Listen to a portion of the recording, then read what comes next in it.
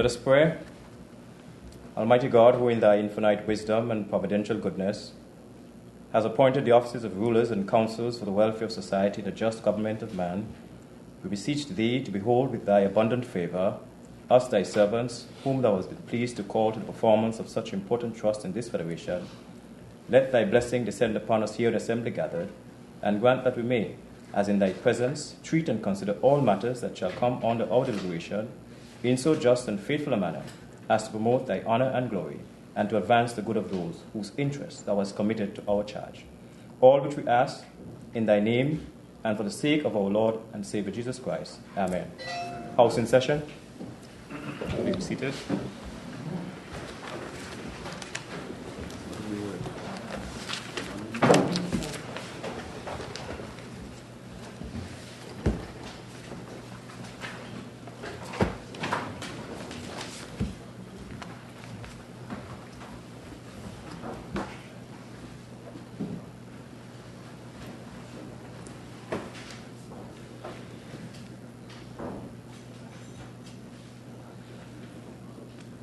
Members? Go ahead. Right. Confirmation of minutes. Messages from the Governor General. Announcements by the Speaker. No announcements at this time. Presentation of papers and of reports from committees. I rise to lay on the table of this Honorable House the audited financial statement for Kitts-Nevis Solid Waste Management Corporation for the year ended 31st December 2012.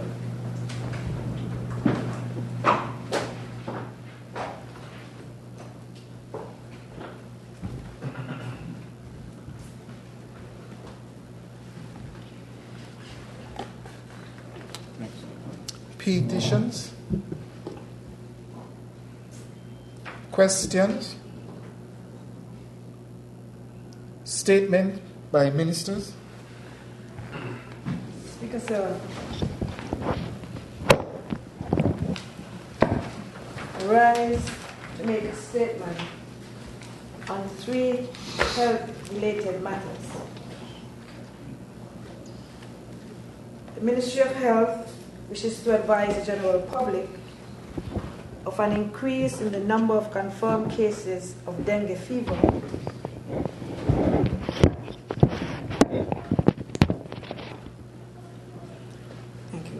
on the island of St. Kitts. In the first half of 2013, there were 8 confirmed cases compared to 2 such cases in the whole of 2012. Additionally, over the past 2 weeks, surveillance activities have detected an increase in the number of persons with the symptoms consistent with dengue. The trend suggests a picture similar to 2010 or 2011, when the number of confirmed cases was 16 and 25, respectively. There has been no deaths as a result of the dengue for 2013. Mr. Speaker, there is no need for alarm. Every year there are dengue fever cases because the mosquito that spreads the disease exists everywhere in the tropics. Dengue fever is caused by dengue viruses transmitted by the Aedes aegypti mosquito. This mosquito breeds inside and around homes and not in swamps. Mosquito activity tends to increase during the periods of high rainfall. The mosquitoes breed in any container that has stagnant water. Flower pots, vases, cooking pots, pans, cans, plastic and glass bottles, styrofoam, tires, buckets, coconut shells, and the list goes on. Dengue fever can be prevented. Residents must search inside and around their homes for such containers holding stagnant water. These containers must be drained and destroyed, then bagged for collection and proper disposal. Symptoms of dengue fever include fever, rash, muscle and joint pains, and pain behind the eyes. The majority of people who have dengue do not show symptoms. Persons who have no complications are expected to recover in 3 to 5 days. Complications are rare. They include bleeding and severe dehydration. Persons with these symptoms must seek medical attention immediately at the nearest emergency room. For relief of pain and fever, paracetamol is a safe option. Aspirin and ibuprofen must not be used. Additional medical advice can be obtained from community health centers and private medical doctors. The agencies of the Ministry of Health will continue operations to upkeep the cleanliness of communities and to reduce the burden of mosquitoes. The cooperation of residents is vital to the success of prevention activities. The second matter, Mr. Speaker, relates to solid waste management. The current sanitary engineered landfill cell was commissioned in October 2002. This cell was estimated to last 7 to 8 years, using 1998 waste generation figures. This means that the estimate did not take into consideration waste generated by the Marriott, a major waste generator, and processed at the Connery landfill. Neither did the estimate take on board the fact that the increased tourism traffic now put at some 500,000 cruise passengers per annum and over 300 cruise ship calls. Additionally, the estimate did not include the fact that household stock, estimated at some 11,000 in 2010, had grown to anything from 17 to 20,000 by 2012. Through efficient and effective management of the site, the solid waste management was able to extend the life of the sanitary engineered landfill to January 2013, an additional 3 years approximately. Space for a second sanitary engineered landfill cell available immediately north of the current closed cell. Should authorities opt to go the route of designing and constructing another sanitary engineered landfill cell, the initial estimates put the cost at US $10 million. However, a variety of alternative options for managing waste has been offered for consideration. Among them, gasification, waste to energy, and lately, waste to diesel. Initial substantial discussion has taken place with a number of stakeholders with specific reference to the waste to energy option. Among the stakeholders are Skipper, Skelec, Ministry of Health, Solid Waste Management, Ministry of Finance, Ministry of Development and Physical Planning, and a number of prospective developers, including Nanova. The baler technology is being introduced as a temporary intermediary measure to accommodate and manage the disposal and treatment of waste following the closure of the sanitary engineered cell and in anticipation of the decision as to the way forward, namely via another sanitary engineered cell or waste to energy. The baler system and its associated equipment are estimated at a cost of United States $1 million, US $1 million. This amount has already been set aside by the government. The baler is already on island at the Connery landfill. So too are the telehandler machines for lifting and stockpiling the baled waste. We already have wrapping material on site. However, the final amount of wrapping material is expected on the island within days. How the baler works in a nutshell. Waste is delivered as per usual by the customary haulers. The waste is deposited in the designated selected area on ground level or if deemed necessary, on a concrete platform.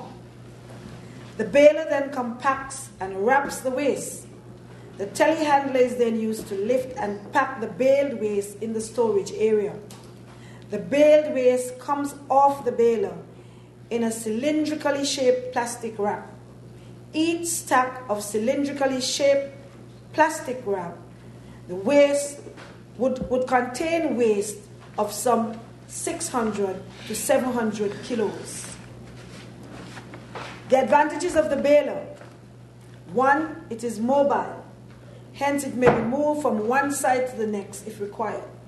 2, it provides breathing space, whilst a decision on the way forward is arrived at. 3, it optimizes the use of space at the Connery landfill. 4, it stores the waste in a manner that reduces the risk of fire, eliminates the nuisances of odor and dust. 5, it eliminates the prospect of bird picking. 6, it is termite free and eliminates the prospect of methane gas generation. We expect the suppliers and engineers associated with the baler to be on island as of Saturday, 14 September 2013. The suppliers advise us that it would take 4 days to install the baler. It is therefore expected that the baler would be commissioned by the end of September 2013. Apart from the installation of the baler, the suppliers and engineers are expected to train a number of locals as to how to operate and manage the baler system. We estimate that about 6 to 12 persons would gain employment in the operation and management of the baler system. The third and final matter has to do with the opening of the dialysis unit. As you are aware, Mr. Speaker, the dialysis unit at the Josephine France General Hospital was opened on Friday, 6th September, as part of our 30th anniversary of independence and during our National Health, Sports and Fitness Week.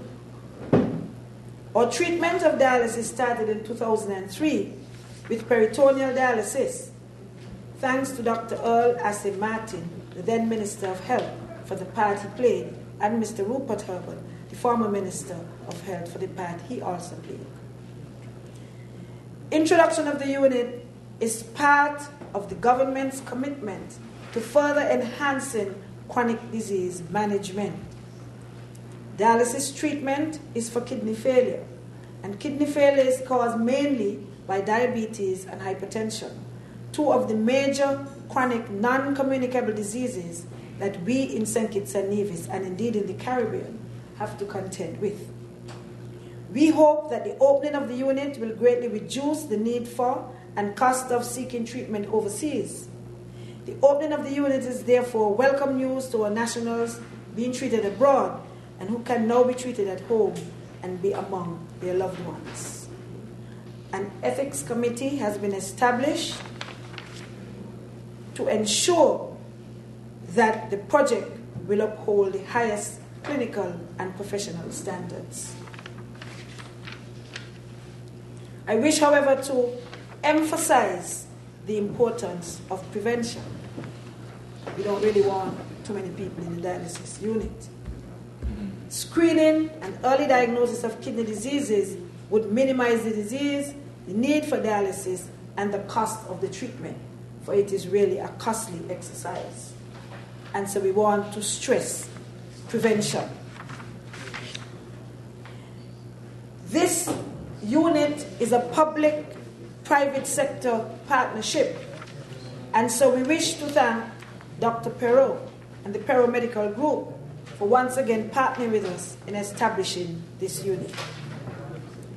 We also want to thank all of the nurses, doctors, administrators, and support staff who in any way contributed to this history-making event in the health sector.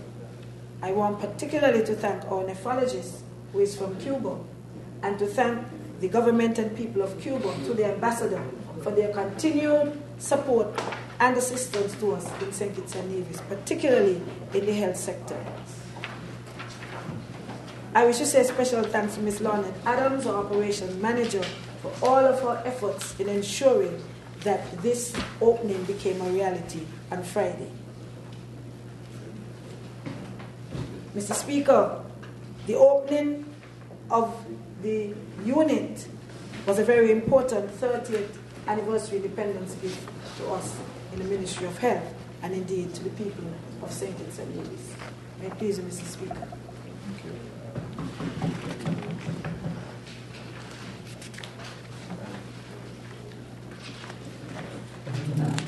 Personal explanations. Introduction of bills and first reading. My pleasure, Mr. Speaker.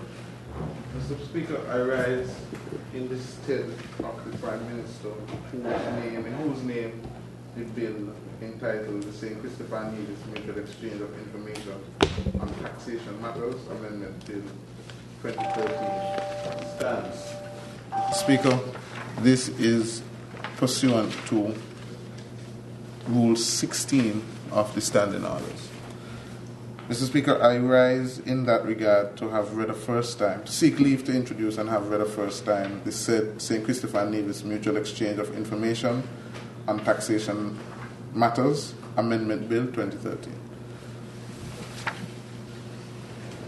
Mr. Speaker, sir, I rise to second the motion. Question is that the bill shortly entitled the St. Christopher and Nevis Mutual Exchange of Information on Taxation Matters Amendment Bill 2013 be read a first time. Those in favor? Aye. Those against? The ayes have it. A bill to amend the St. Christopher and Nevis Mutual Exchange of Information on Taxation Matters Act Cap 20.60. The bill shortly entitled the St. Christopher and Nevis Mutual Exchange of Information on Taxation Matters Amendment Bill 2013 has been read a first time. Mr. Speaker, I rise again in the same capacity as I did just now, and I seek leave of this Honourable House to introduce and have read a first time the bill shortly entitled the Procurement and Contract Administration Amendment Bill 2013. Mr. Speaker, I rise to second the motion. The bill shortly entitled the Procurement and Contract Administration Amendment Bill 2013 be read a first time. Those in favor? Aye. Those against? The ayes have it. A bill to amend the Procurement and Contract Administration Act number 28 of 2013. The bill shortly entitled Procurement and Contract Administration Amendment Bill 2013 has been read a first time. Mr. Speaker, likewise in the same vein on the two previous occasions, I rise and seek leave of this Honourable House to introduce and have read a first time the National Emblems and National Anthem Bill 2013. Mr. Speaker, I rise to second the motion. Question is that the bill shortly entitled the National Emblems and National Anthem Bill 2013 be read a first time. Those in favor? Aye. Those against? The ayes have it. A bill to regulate the use of the national emblems and national anthem of St. Christopher and Nevis and for related matters. The bill shortly entitled the National Emblems and National Anthem Bill 2013 has been read a first time. Mr. Speaker, I rise, with your leave, to introduce and have read for a first time the bill shortly entitled the Deoxyribonucleic Acid DNA Bill 2013. Mr. Speaker, I rise to second the motion. Question is that the bill shortly entitled the Deoxyribonucleic Acid DNA Bill 2013 be read a first time. Those in favor? Aye. Those against? The ayes have it. A bill to provide for deoxyribonucleic acid DNA, identification, and for related matters. The bill shortly entitled the Deoxyribonucleic Acid DNA Bill 2013 has been read a first time.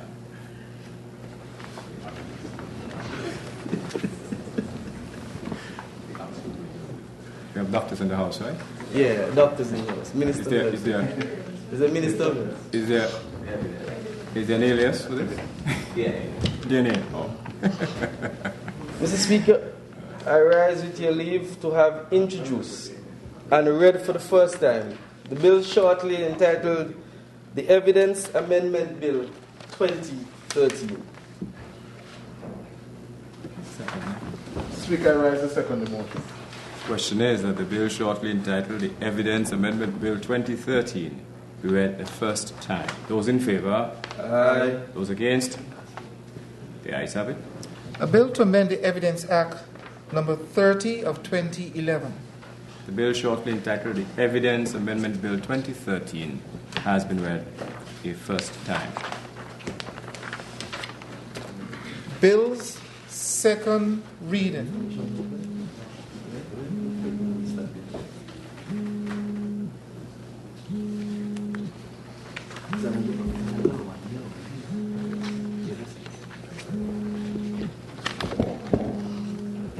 The first bill up for debate is the St. Christopher and Nevis Mutual Exchange of Information on Taxation Matters Amendment Bill 2013. May I please, Mr. Speaker? Mr. Speaker, I wish to have the bill shortly entitled St. Christopher and Nevis Mutual Exchange of Information on Taxation Matters Amendment Bill 2013 read a second time. Mr. Speaker, the bill, which is a very short one, primarily seeks to amend the St. Christopher and Nevis Mutual Exchange of Information on Taxation Matters, Cap 20.60, in order to allow information to be exchanged which relate to periods prior to the date of tax information exchange agreements, which was entered into force and pertain to criminal tax matters. Mr. Speaker, following the passage of the St. Christopher and Nevis Mutual Exchange of Information on Taxation Matters Act, Cap 20.60 in 2009, the Federation of St. Christopher and Nevis did sign tax information exchange agreements, TIEAs, with several jurisdictions. Mr. Speaker, currently we are receiving requests for exchange of information for tax purposes, as was envisaged under the original legislation. Some of the requests, however, Mr. Speaker, pertain to criminal tax matters that require information to a date prior to the respective tax information exchange agreements and prior to when they came in force. Mr. Speaker, there has been a difference in the interpretation by the requesting jurisdiction, and the Federation of Article 12 of the agreement attached to SRNO number 29 of 2010. This article provides as follows. The agreement shall enter into force on the 30th day after the receipt of the later of these notifications, and shall thereupon have effect, A, for criminal tax matters from the date of entry into force, and B, for all other matters covered in Article 1 for taxable periods beginning on and after the date on which the agreement enters into force, and where there is no taxable period for all charges to tax arising on or before the date on which the agreement enters into force. Mr. Speaker, as sometimes the law and legislation produces, there have been multiple interpretations of this.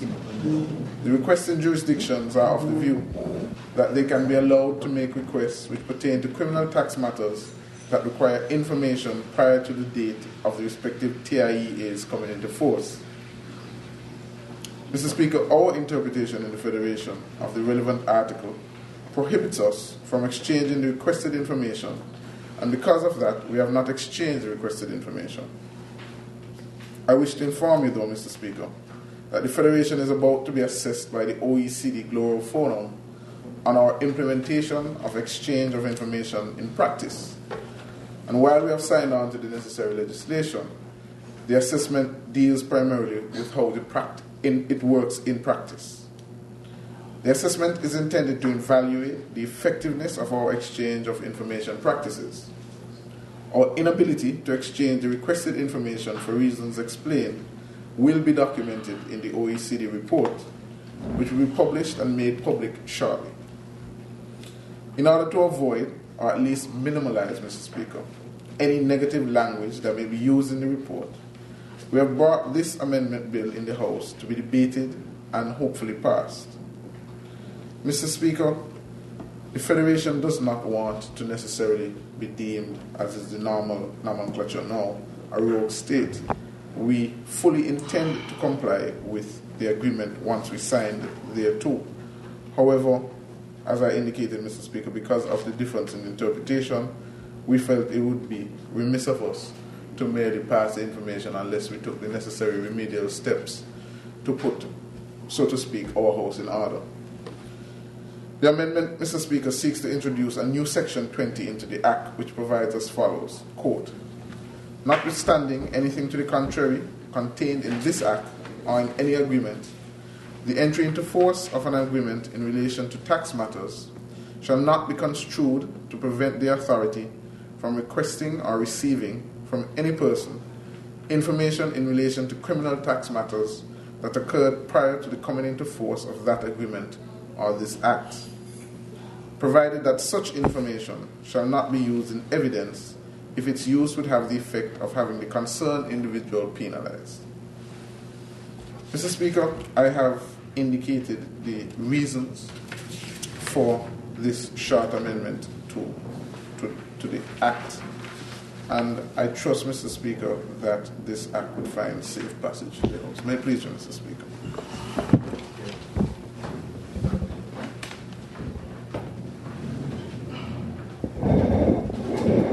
Mr. Speaker, I rise to make a very brief intervention on the bill shortly entitled the St. Christopher and Nevis Mutual Exchange of Information on Taxation Matters Amendment Bill 2013.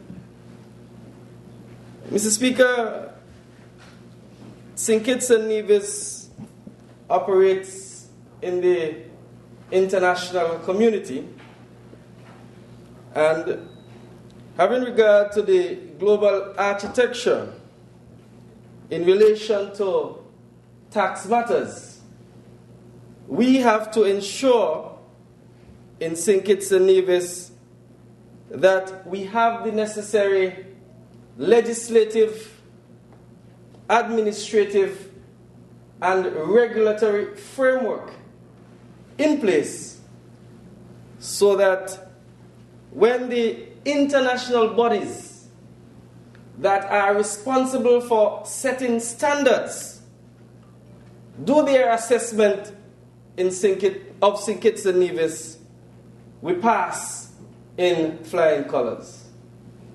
And so, Mr. Speaker, I believe it was sometime in 2011 we went to the Cayman Islands, where the first assessment of St. Kitts and Nevis was done in relation to our legal framework on the exchange of information in relation to tax matters.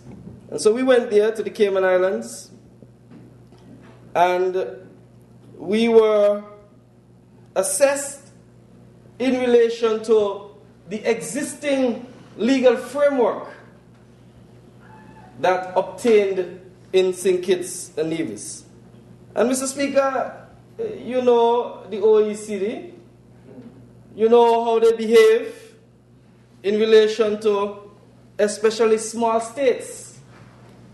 They deem you to be uncooperative, and they use all kinds of fancy names like tax haven to describe fully functional financial services centers like St. Kitts and Nevis. Mr. Speaker, what we are doing in St. Kitts-Nevis in terms of our financial services sector is purely legal and in line with international standards. But for some reason, Mr. Speaker, quite often we see that the international bodies tend to think that we are operating regimes that facilitate the flight of capital from their countries, and in some respects they feel that such is eroding the tax base in their country.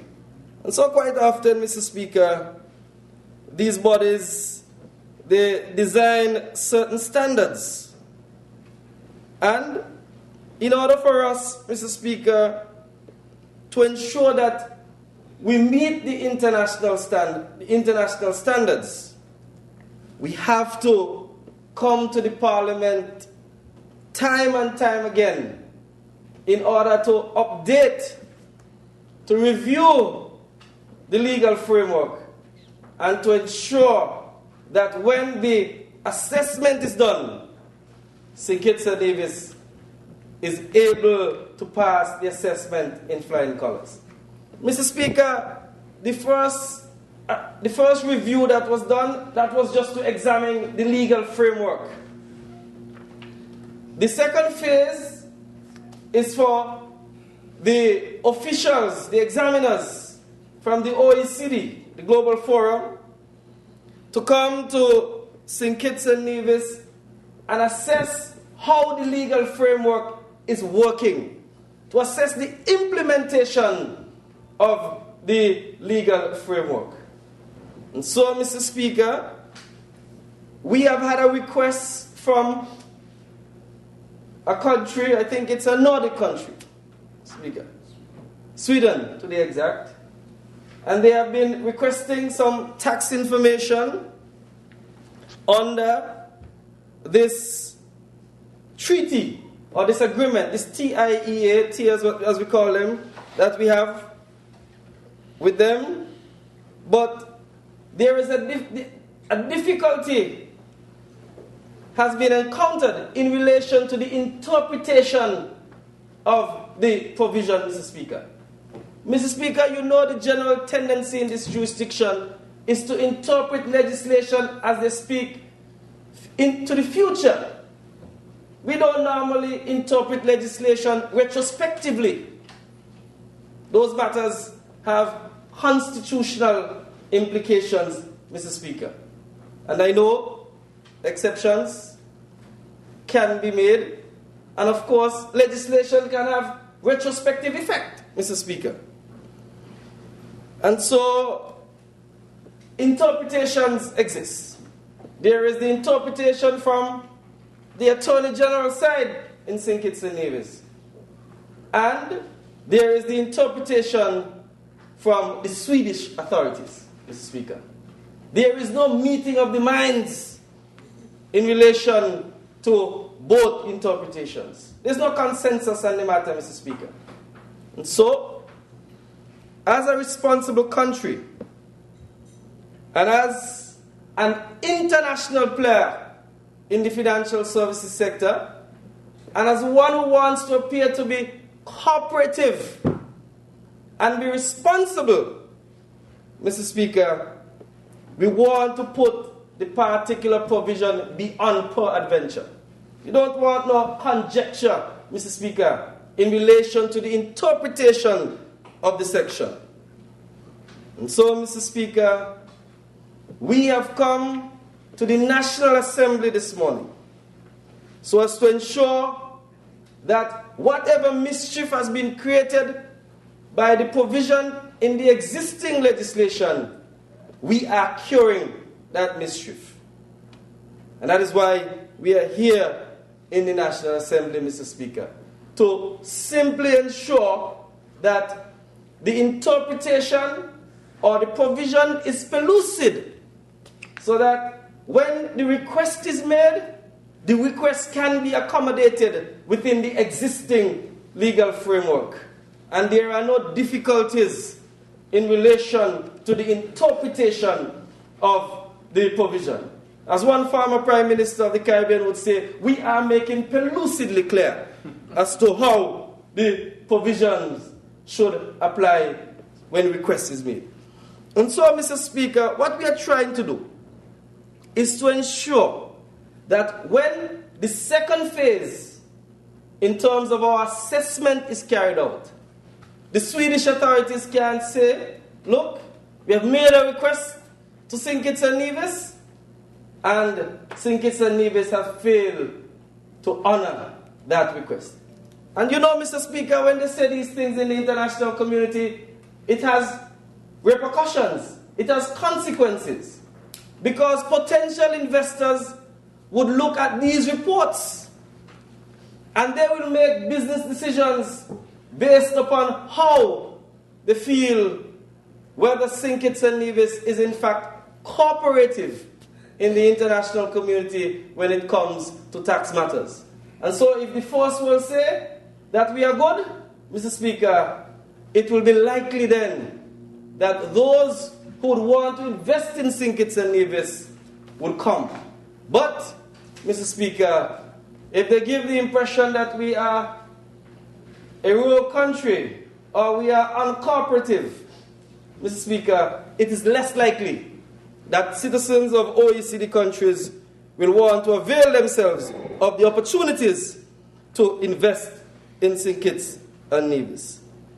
And so, Mr. Speaker, once again, we have ensured that we are fulfilling our international obligations and ensuring that our legal framework, our regulatory framework can meet the standards that are set by these international standard-setting bodies. And at the same time, Mr. Speaker, we are not just passing legislation for legislation's sake. In other words, when they make a request to us, we can facilitate the request through our legal framework. And so, Mr. Speaker, with those few words, I believe one has been able to shed some light as to what is the true purport and intent of this piece of legislation that we are taking through the legislative stages of this National Assembly. Mr. Speaker, I would want to wish this piece of legislation safe passage, and I'm sure we are going to get the unequivocal support of the members of the National Assembly in relation to this matter. May it please you, Mr. Speaker.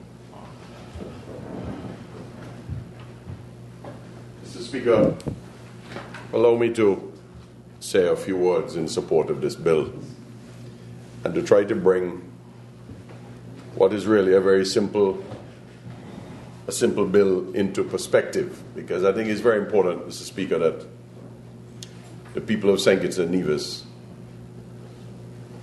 understand the extent to which this government goes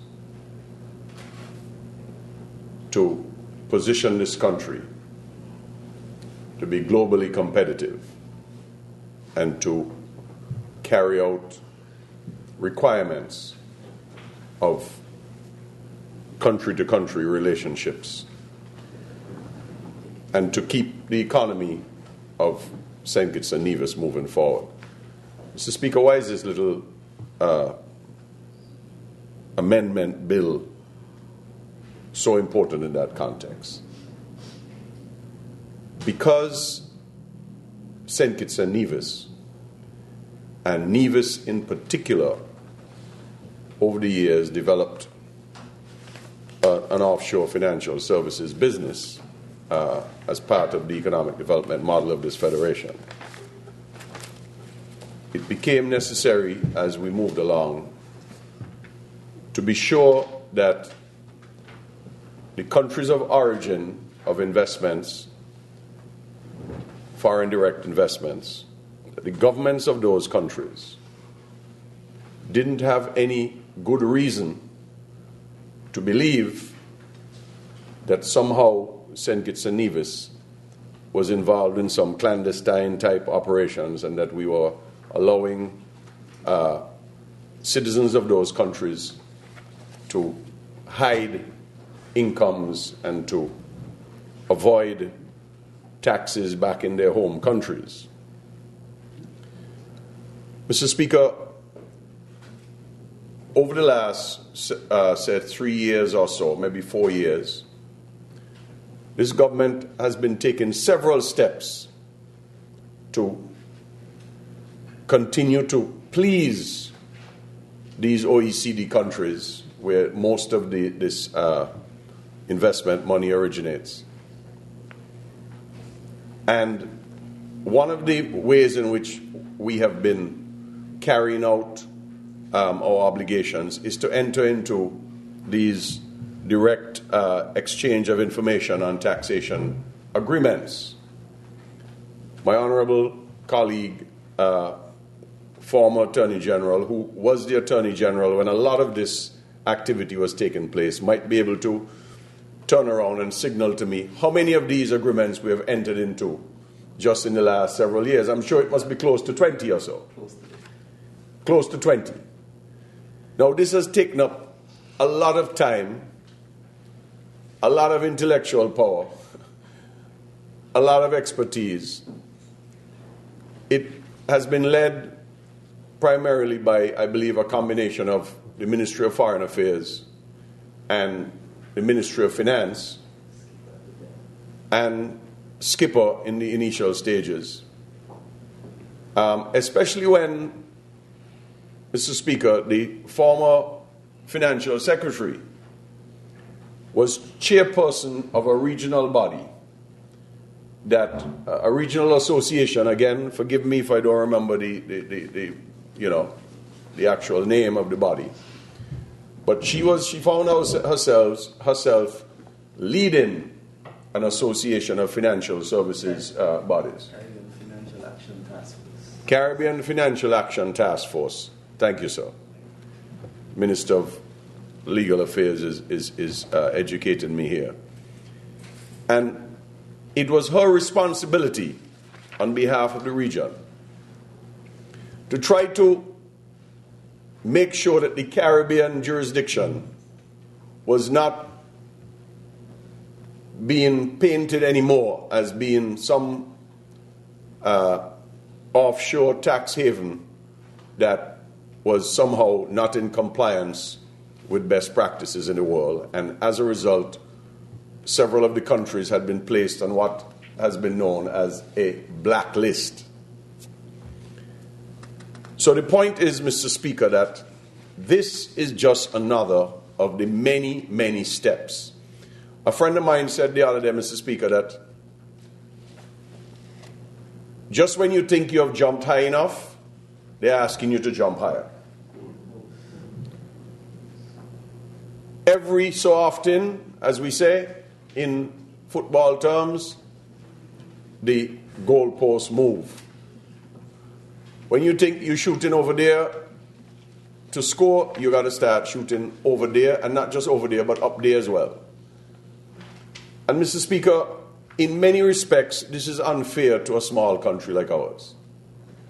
We have to constantly be scanning the horizon, staying in touch with the global economy and the decision makers in the global economy, and making sure that our little country, in our little neck of the woods, meets the requirements in every respect so that we can have and continue to have the integrity and the positioning globally that's necessary to continue to benefit from foreign direct investment. And especially, Mr. Speaker, it was interesting to see the honourable member for number 11 leading this bill, because this is of significant importance to the people of Nevis, because the Nevis economy still today is very dependent on offshore financial services. And Mr. Speaker, it is very, very important for us to understand that these important steps are being done in the interest of the private sector, in the interest of the movement of capital into our financial system here from external sources, and in the interest of the overall economy. So, Mr. Speaker, one has to stand up and support this bill. But one does so, as we say, in the awareness that these steps are being forced upon us to a certain extent, because you don't have a choice. It's damned if you do, damned if you don't. If you do not take these steps, Mr. Speaker, it's more damned if you don't. Large countries such as the United States and some of the other countries referred to by the Honorable Minister, in what we know as the OECD countries, they call the shots.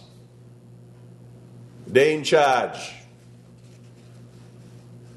If we want to benefit from trade relations and ease of movement of capital, then we have to carry out their requirements. And Mr. Speaker, we could be upset all we want. I know some people across the Caribbean in the financial services business have been writing and saying all kinds of things about what these countries are trying to do to us.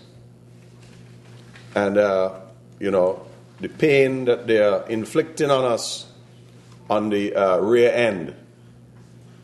But, Mr. Speaker, that is how the world works. When you're big, you're large. And you better recognize who big and who large and understand what you have to do to continue doing business with them. So St. Kitts-Nevis has to do business with the world, Mr. Speaker. There are some people here who somehow believe that this is the world, that nothing happens anywhere else. It's only in St. Kitts-Nevis that happens. Well, St. Kitts-Nevis is one of, I think, in the region of about 200 countries of the world that trade in goods and services and capital and other assets.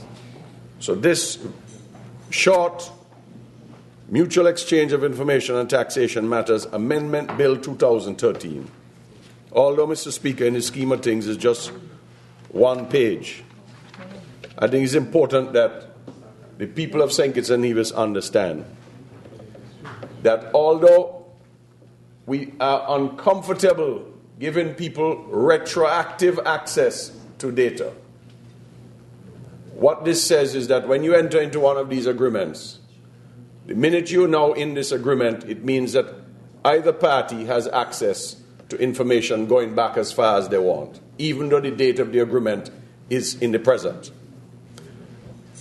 But, Mr. Speaker, in the final analysis, we are doing what we have to do in the interest of moving the economy of St. Kitts-Nevis forward. May it please you.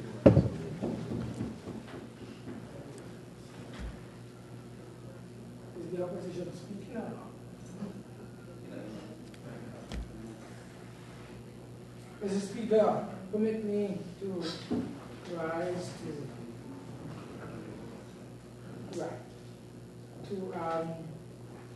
speak on this bill, shortly entitled the St. Kitts-Nevis Mutual Exchange of Information on Taxation Matters, Amendment 2013. Mr. Speaker, this bill comes at a time when St. Kitts-Nevis continues to play a very dominant and supportive role with regard to the global financial services sector, and making sure, Mr. Speaker, that we comply at every request within the confines of the law. We respond to requests that have been made of us on matters of taxation,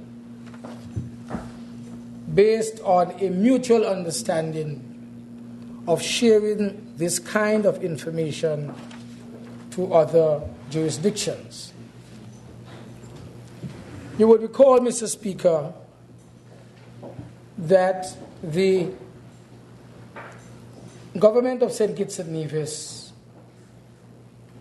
in the latter half of the 1990s proceeded to restructure its financial services sector. We believe at that time that as we would have had the opportunity to move into a services economy, it was going to be necessary to pursue international financial services as one of the new planks on which the new economy was going to be created and pursued. We, by virtue of a revamping of all of our taxes related to the financial services sector, became highly respected and regarded to the point where we were eventually removed from what was then called a blacklist, and later on also removed from what was then called a grey list. And as a result of that, Mr. Speaker, we have continued from time to time to revisit opportunities to revamp these laws so that we would be able to justify holding our position within the international community as a jurisdiction that is free from supporting money laundering and also from use of proceeds of funds from criminal activities, and thus, to a large extent, making our jurisdiction as clean as a whistle within the eyes of the international community. This is one such bill, Mr. Speaker, where after, of course, being reviewed by what we describe as our peer groups within other jurisdictions, identifying areas of weakness in our laws, and then finally having the commitment to make changes in order to close the various lacunae that are being pointed out to us from time to time. Mr. Speaker, this bill in particular seeks to ensure that we succeed in this regard. I believe that the mover of the bill would have told you earlier that our federation is about to be assessed by the OECD Global Forum, and they are looking specifically at the implementation of exchange of information and how that actually operates in practice. As I said before, this new assessment that is upcoming by the OECD Global Forum, they would want to make sure that they can evaluate the effectiveness of our exchange of information practices that are presently in vogue. We have to say, Mr. Speaker, that there is always the need to protect through legal means information that is gleaned from practitioners and investors in this sector.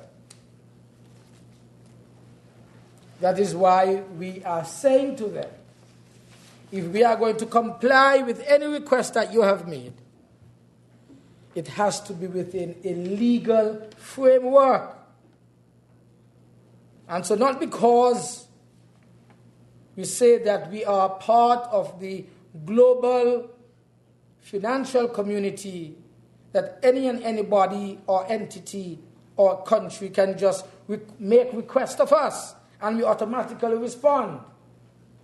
We are saying that the request must be made within a particular legal framework, and the responses must also be within the four walls of that legal framework.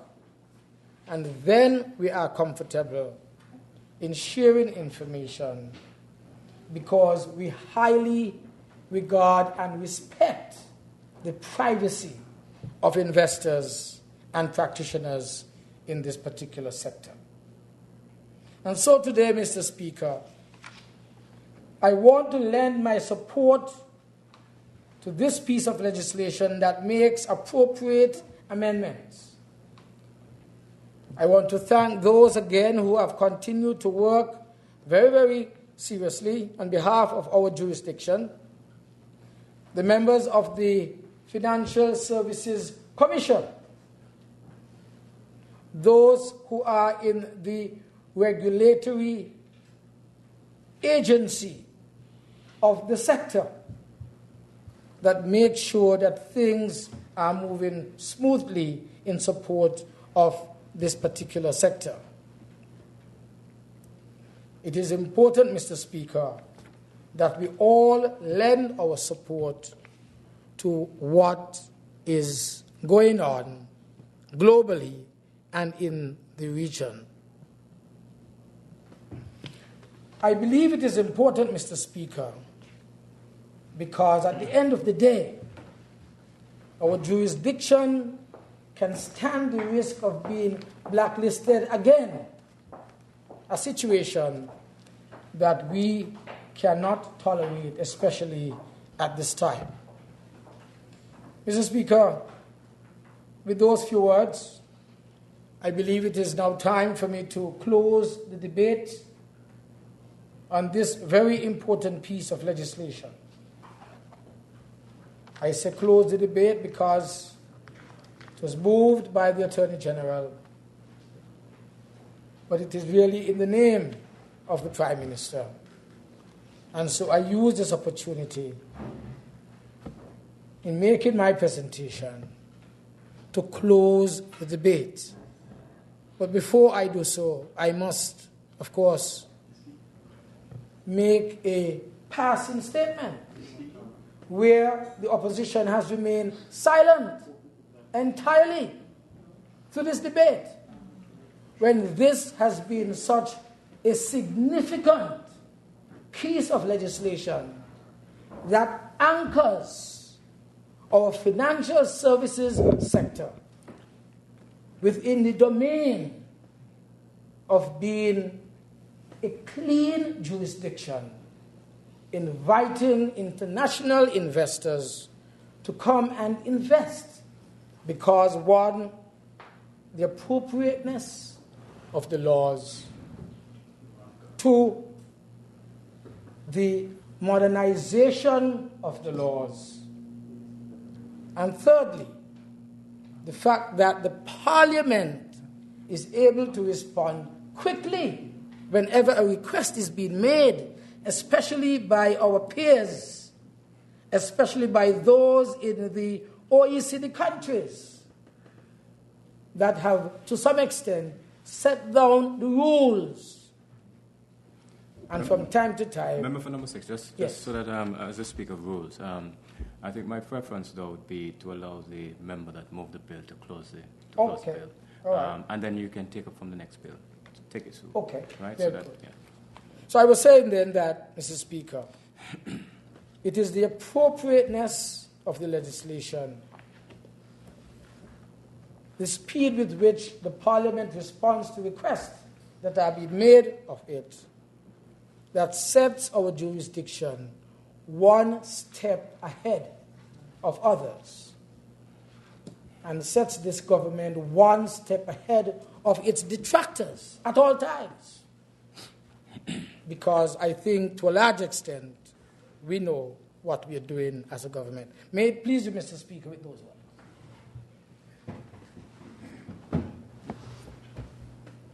Can I speak? May it please you, Mr. Speaker. Mr. Speaker, I rise again to wind up the debate on the bill shortly entitled the St. Christopher and Nevis Mutual Exchange of Information on Taxation Matters Amendment Bill.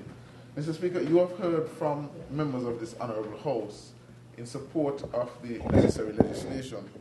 And essentially, Mr. Speaker, the gist of what has been said is while we would want to abide by our international obligations, we are also mindful as a government that that must be done in the proper legislative framework to make what we're doing valid and have context to what is happening. Mr. Speaker, the gist of all the presentations to this point indicates that as an offshore financial service sector and as one of the pillars for our economic development, the government is very mindful that we need to comply with our international obligations so that we can move the sector forward. It should be obvious, Mr. Speaker, that blacklisting at this point is not in the best interest of the Federation, should we want to develop in that vein. And so, Mr. Speaker, being cognizant of that fact, we are mindful of our international obligations.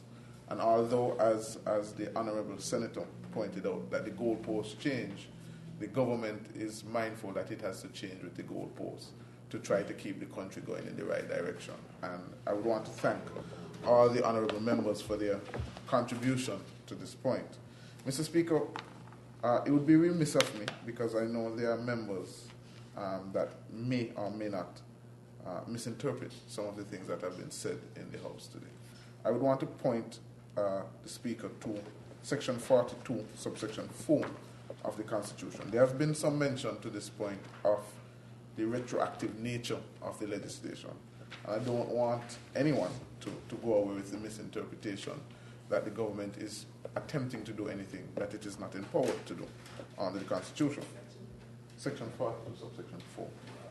That subsection says, Mr. Speaker, no law made by Parliament shall come into operation until it has been published in the Gazette, but Parliament may postpone the coming into operation of any such law and may make laws with retrospective effect. I want to make that, as my learned friend said, elusive, lest some new source carried otherwise that the government is attempting to do something that it is not empowered to do.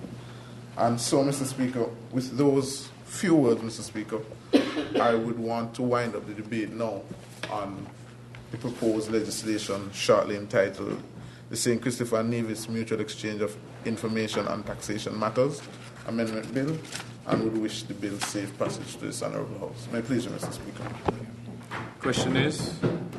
The question is that the bill shortly entitled the St. Christopher and Nevis Mutual Exchange of Information on Taxation Matters Amendment Bill 2013 be read a second time. Those in favour? Aye. Those against? The ayes have it. A bill to amend the St. Christopher and Nevis Mutual Exchange of Information on Taxation Matters Act Cap 20.60. The bill shortly entitled the St. Christopher and Nevis Mutual Exchange of Information on Taxation Matters Amendment Bill 2013 has been read a second time. House in committee.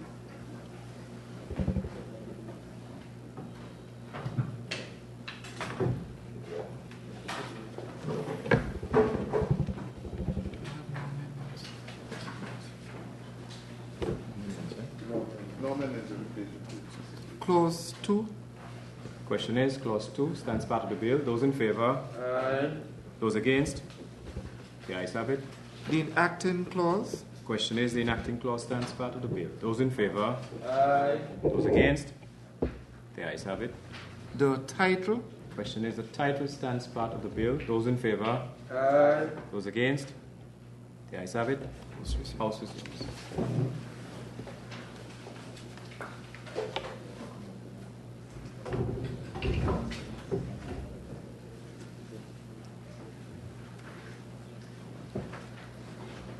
I rise again, Mr. Speaker.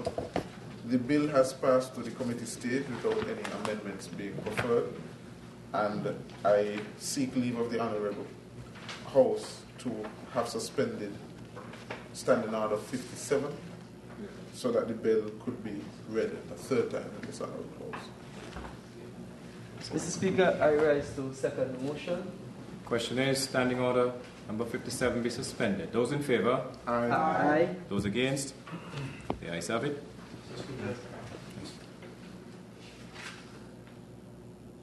There seems to be a division on this floor. Where? I'm not sure if all the members are in favour. We said aye. Is that aye? I'll call this for division, Mr. Speaker. But that, Honourable Member, let me advise you I what didn't they... even hear no. Is he said no, man? On a point of order. Who said no? Seriously? In circumstances where division is called for in the Honourable House, there must be some contest before the Honourable House where the member who is challenging the ruling of the chair has determined that it is such that it requires the division to indicate clearly. As it has gone so far, there have been all ayes in favour of the bill, and there's been no indication of a nay. That is what... Mr. Speaker, I beg to differ with my honourable friend that if a member calls for division, that the House is obliged to have a vote on the division. Yeah, except that the way it should work, really, the way it is that the question is put, the ayes and the nays are taken into consideration, and then a division comes after. You cannot have a division before the situation is judged by the Speaker. And so we haven't reached that stage. And I think we heard in one of the session before. If you have any notes, If you want to vote against it, We all vote for it. Or what are you waiting for? Crazy man. The problem is voting. I accept that you're not on the floor, so using the term crazy, I will forgive you. Yeah, I withdraw it. No problem. so remember what is But it's not used? bringing in as a Remember for quiz. number 8, what's your position on that? You have said I should wait for you to move the. But with respect, Must be Standing Order 52, man. put the question. You have said that you have not reached the point. And You're not standing. That reach the point, you ain't reached the threshold. No. there's no There's a threshold. I said, listen, there's no threshold. There's a division called for. And if you say that I'm not at the point where I can call for division, I will consider that. Let's get this settled. If you're not reached the point yet, I wait until that point. If you say you're past the point, it's a different matter. I have it, I believe. Mr. Speaker, Yes, go ahead. I think what the member was saying is not accurate. Normally what happens Is what? is Accurate. it's not accurate. Normally what happens is the question is put and you get the ayes and the noes. Right. A division, as I understand it, will be called for if you have ayes and noes and the Speaker makes a determination one way or the other based on what he hears. Right. And then at the end of the day, if you think that the Speaker's decision that he takes is not right, then you challenge it with respect to a division. But we're having a situation where there are no no's. So in a situation like that, Mr. Speaker, with respect, I don't think anybody could ask for a division. Because the division is only asked for if you have ayes and no's. And the Speaker makes a determination one way or the other, and you are unhappy with the determination that the Speaker makes. With the greatest respect, Mr. Speaker.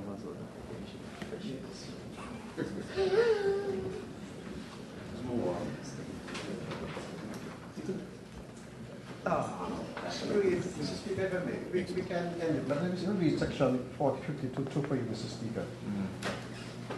Section what? Article 52, 1 and 2. At the conclusion of the debate, upon any question, the Speaker or Chairperson shall put that question for decision to the National Assembly and shall collect the voices of the ayes and noes, after which no further debate may take place upon that question. And section 2 says, The result shall be declared by the Speaker or the Chairperson stating, I think the ayes have it, or I think the noes have it, as the case may be. But any member may challenge the opinion of the Chair by claiming division.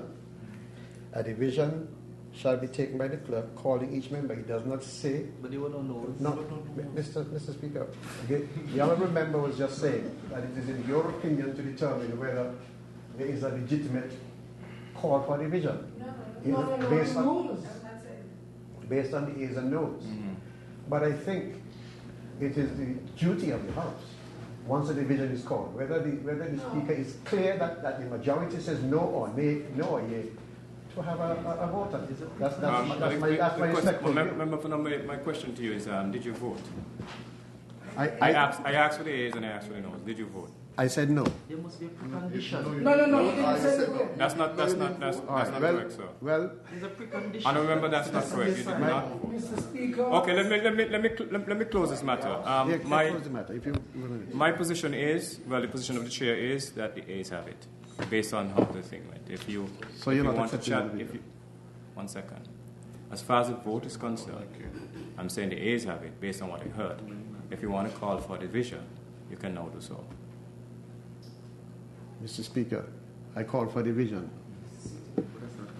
You can't find the So I really don't understand. No. She's calling for this division. I really don't understand. You don't have no respect for the House? No, I mean, this is really ridiculous now. Let's go. You ask for division, member for number 8?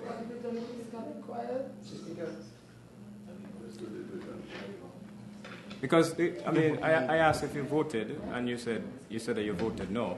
He said no. He said no. No. Let me clarify that. Did you vote? And remember for number 8, did you vote? I said no. No meaning that you did not vote, or no meaning that you said vote. no when you voted. Say that again. No meaning that I did not vote. Okay, well, end of story. Let's move on.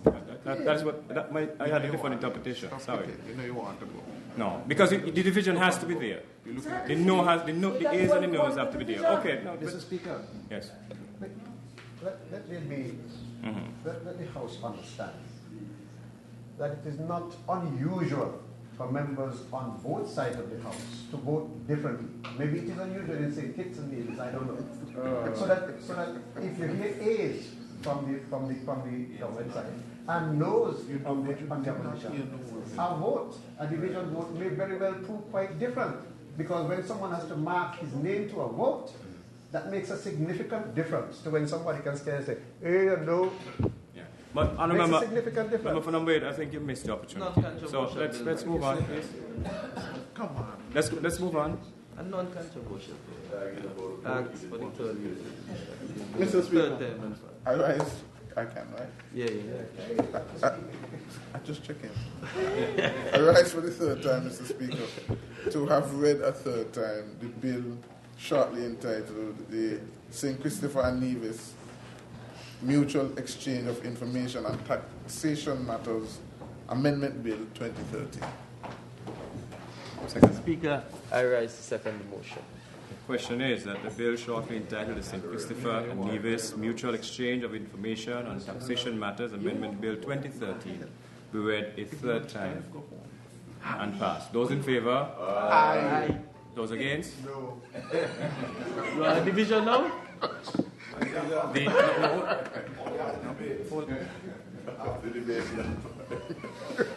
The ayes have it. A bill to amend St. Christopher and Nevis Mutual Exchange of Information on Taxation Matters, Act 20.6. The bill shortly entitled the St. Christopher and Nevis Mutual Exchange of Information on Taxation Matters Amendment Bill 2013 has been read a third time and passed. The next bill up is the Procurement and Contract Administration Bill 2013 to be moved by the member for number 6.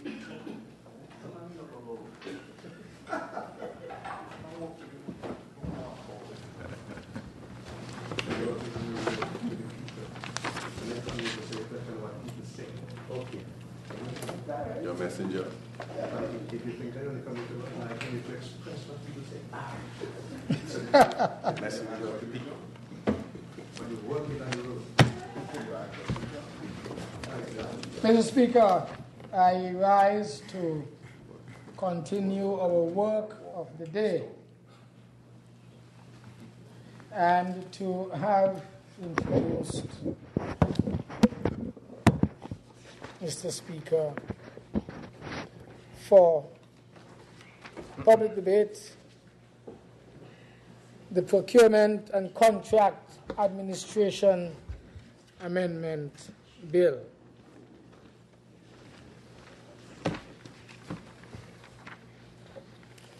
Mr. Speaker, yet again,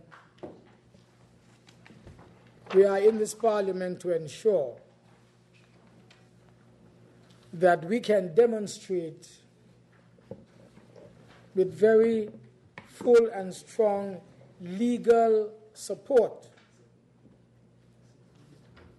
the intention of this government to be accountable and to be as transparent as possible in order to avoid any semblance of corruption in government. You would recall, Mr. Speaker, that some time ago it became necessary for us to put into appropriate legislation the need for providers of services and goods to government for them to go through a process of tendering and eventually selection being made by the persons or companies best suited to do so within the strict confines of guidelines that would have been provided.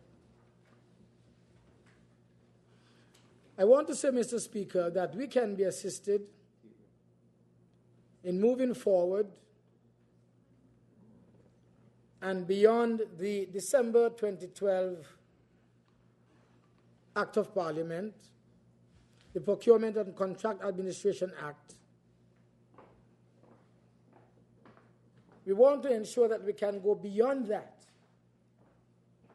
by, from time to time, examining this parent piece of legislation that speaks to good governance and transparency and accountability in government, not only because this became necessary during the appropriate reforms that are being pursued under our economic recovery program, but because we believe it is the way to go at this particular time in our development.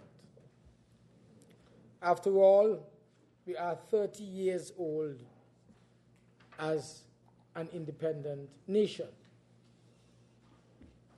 We have later on today the Integrity in Public Life Bill. This is a bill that came to the Parliament the first time since in the early 90s by the former administration. For whatever reason, it was withdrawn. But today, we are ensuring that there can be no mistake whatsoever in anyone's mind of the commitment of our government to be held in highest regard and highest integrity with regard to good governance practices. And so today we have this bill,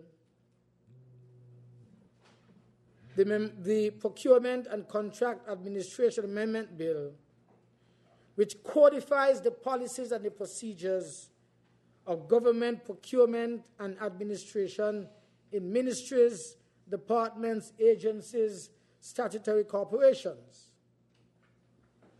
And this bill seeks to improve upon decades-old practices, aligning them with modern situations and with modern realities.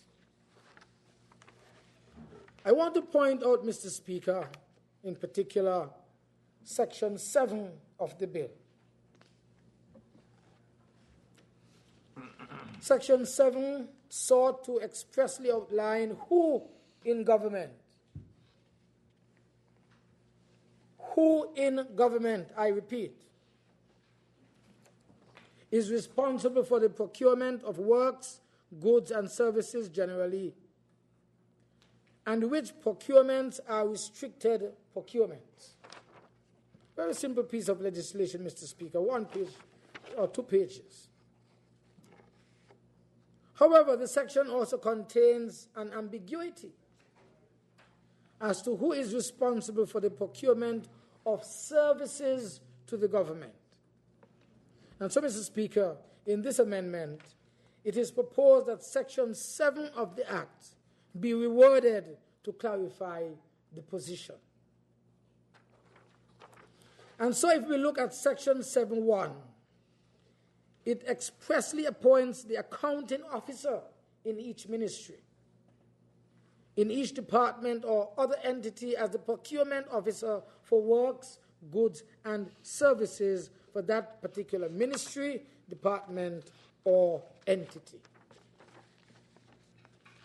But I want to say, Mr. Speaker, this provision also identifies a number of exceptions.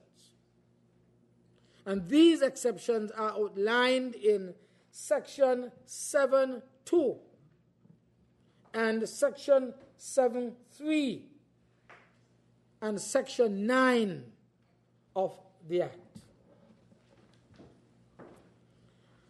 I wish to bring to your attention again and remind you, Mr. Speaker, that Section 7.2 expressly appoints the Director of Public Works as the procurement officer for works, heavy equipment and tools, and architectural engineering and land surveying services. Section 7.3 expressly appoints the manager of procurement in the Ministry of Finance, the procurement officer for all goods in government except for the following designated procurements. 1, food. 2, pharmaceuticals. 3, vehicles. 4, explosives. 5, firearms. 6, petroleum products. 7, water equipment, fixtures and fittings. 8, restricted goods pursuant to the Customs Control and Management Act. And 9, such other goods as the minister may by order prescribe. Mr. Speaker, Section 9 of the Act is the section that allows an accounting officer to delegate his or her powers. So if the accounting officer delegates his or her powers, the person to whom the powers are delegated would also be subject to the provisions of this particular Act.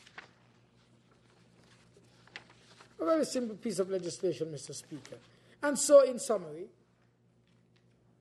I emphasize that the amendment, if approved by this Honourable House, would make the accounting officer or his delegate in each ministry, department, or entity the procurement officer for all works, goods, and services in that department, in that ministry, or in that entity, except for the following. And there are 5 exceptions. 1, works, heavy equipment and tools, and architectural engineering and land surveying services, which would be procured by the Director of Public Works only. 2, goods which would be procured by the Manager of Procurement in the Ministry of Finance only. 3, food, pharmaceuticals, vehicles, explosives, firearms, petroleum products, and water equipment, fixtures, and fittings, which will be procured by persons designated by order or other legislation only. 4, goods restricted pursuant to the Customs Control and Management Act. And 5, any other goods that the minister may by order prescribe as restricted or designated. Mr. Speaker, this is the extent of my debate on the bill. It's a simple piece of legislation. I am sure that it will receive the full support of not only my colleagues on this side of the Honourable House, but my colleague as well on the other side of this Honourable House, the opposition. Because the opposition is always talking about transparency, accountability, and so forth.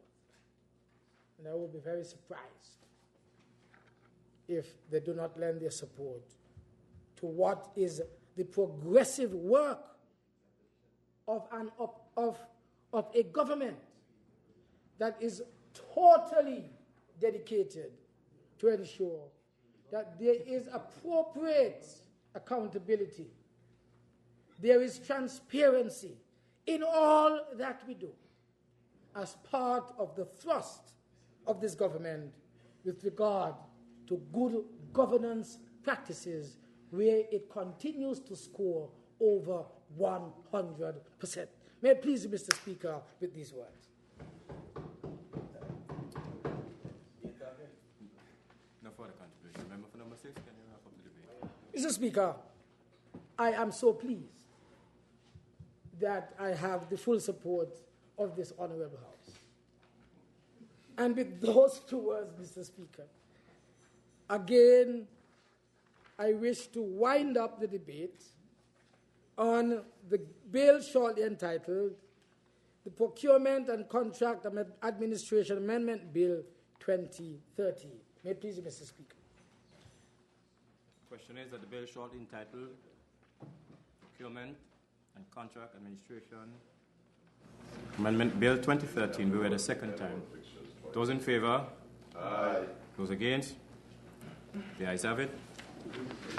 A bill to amend the Procurement and Contract Administration Act number 28 of 2012. The bill shortly entitled the Procurement and Contract Administration Amendment Bill 2013 has been read a second time. Housing Committee.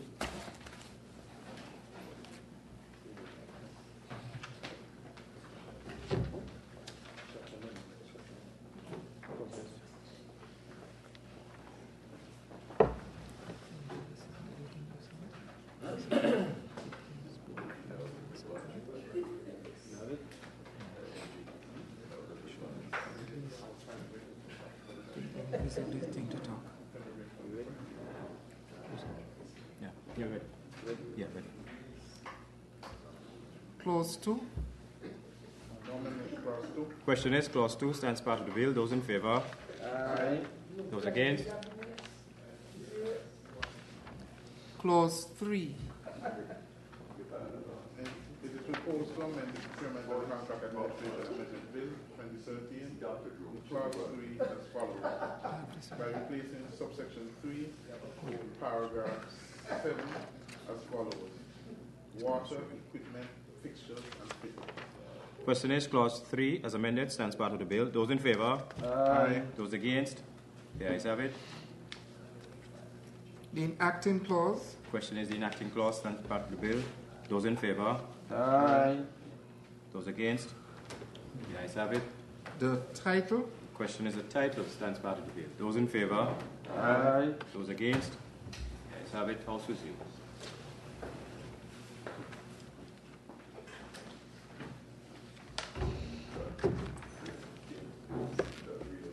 Yes, Mr. Speaker, I rise to report to this Honourable House that the bill shortly entitled the Procurement and Contract Administration Amendment Bill 2013 has gone to committee stage with a few minor amendments. And while I'm on my feet, Mr. Speaker, may I request the suspension of Standing Order Rule number 57 that would allow 3 readings of this bill in this single sitting for today. May it please you, Mr. Speaker. Speaker, rise to second the motion.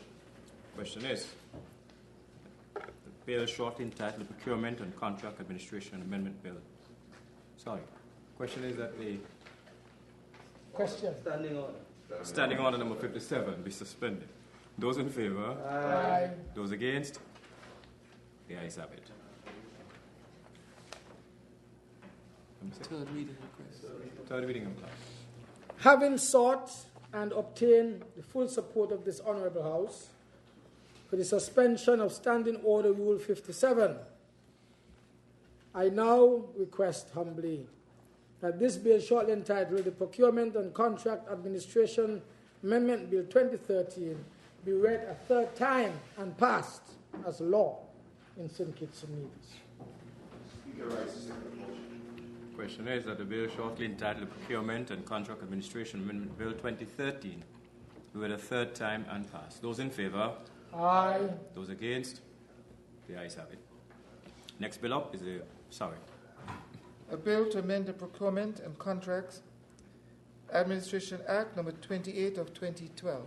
The bill shortly entitled Procurement and Contract Administration Amendment Bill 2013 has been read a third time and passed. The next bill up is the bill shortly entitled the National Emblems and National Anthem Bill 2013 to be moved by the Honourable Member for number 6.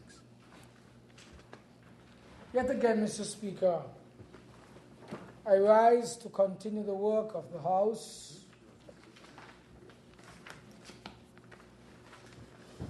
by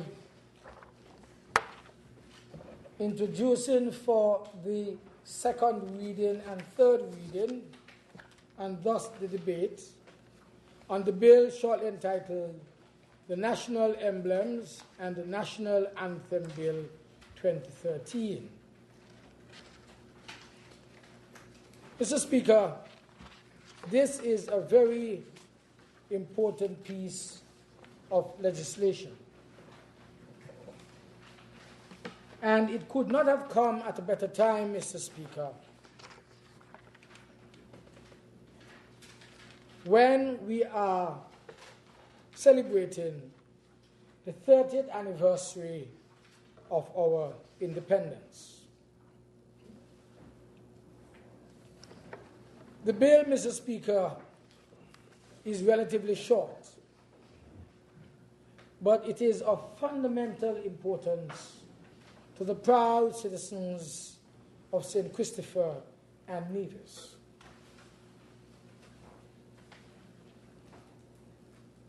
It contemplates, Mr. Speaker, the enactment into law of provisions for the identification and protection and better regulation of the use of our national emblems and national anthem.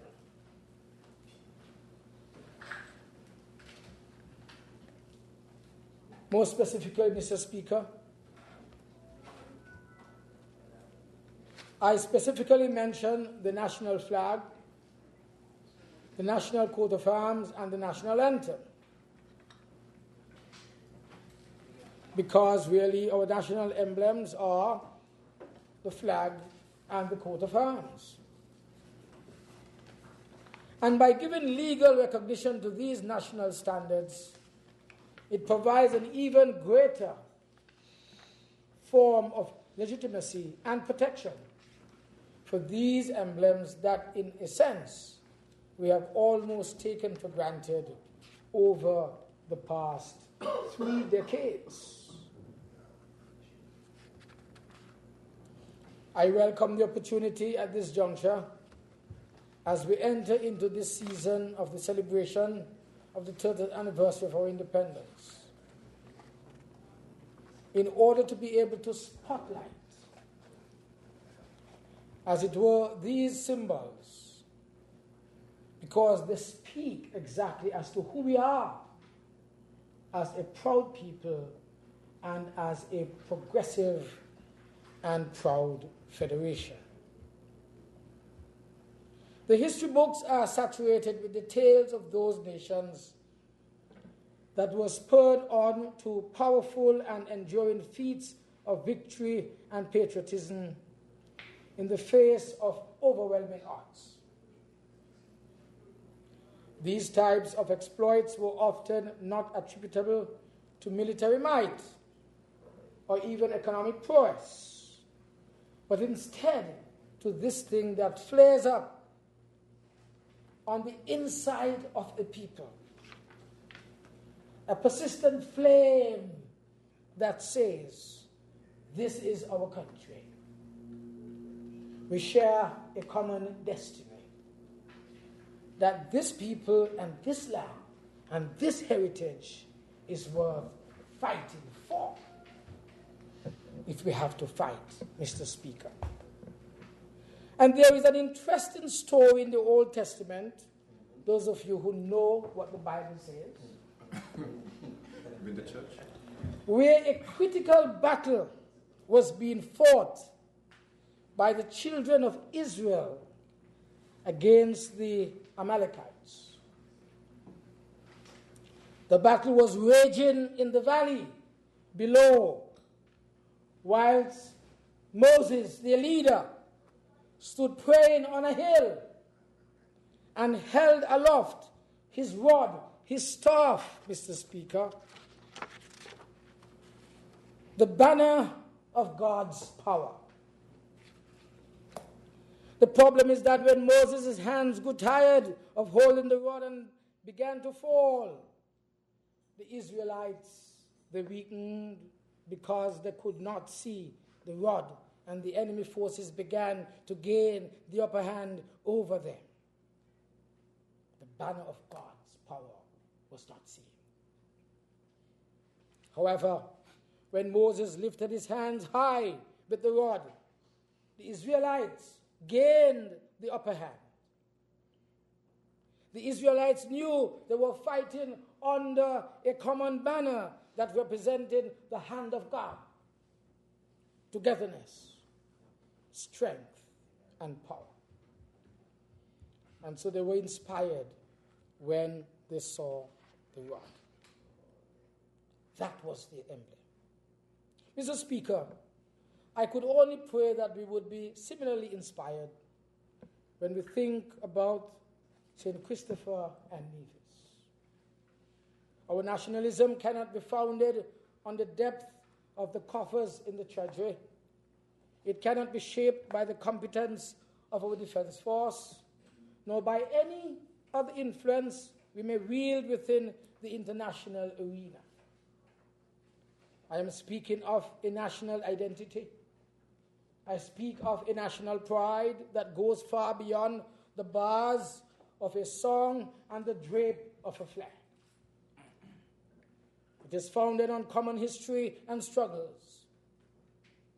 It is egged on by shared hopes and unflagging determination to face the future together.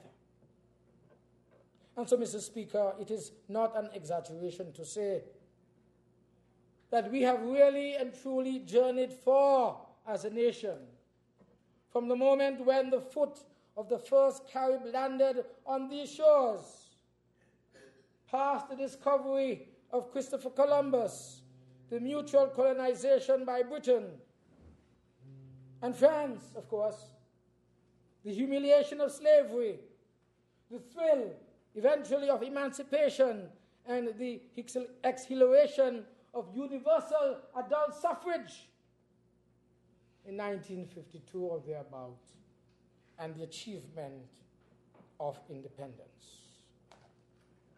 Mr. Speaker, today in this Parliament, if we are to be reminded of where we have come from, there is a book that is going to be launched on the 16th day of September, on the morning when there will be a military parade and short ceremony at the feet of our giant national hero at the Bratcher Memorial Park in Sandy Point. Sorry, St. Paul. Boy, thinking ahead. You know, strange things happen in the mind. You were in Sandy Point recently? I passed through there this morning and stopped for a while. Yes. Mr. Speaker, and this book, Mr. Speaker, entitled For the Good That We Can Do, and it captures the early struggles of our people, to a large extent explaining where we have come from and why we are where we are today and why we are what we are today as a people and as a country and as a nation. And it brings us up, of course, going through the history towards adult suffrage and the achievement eventually of our independence.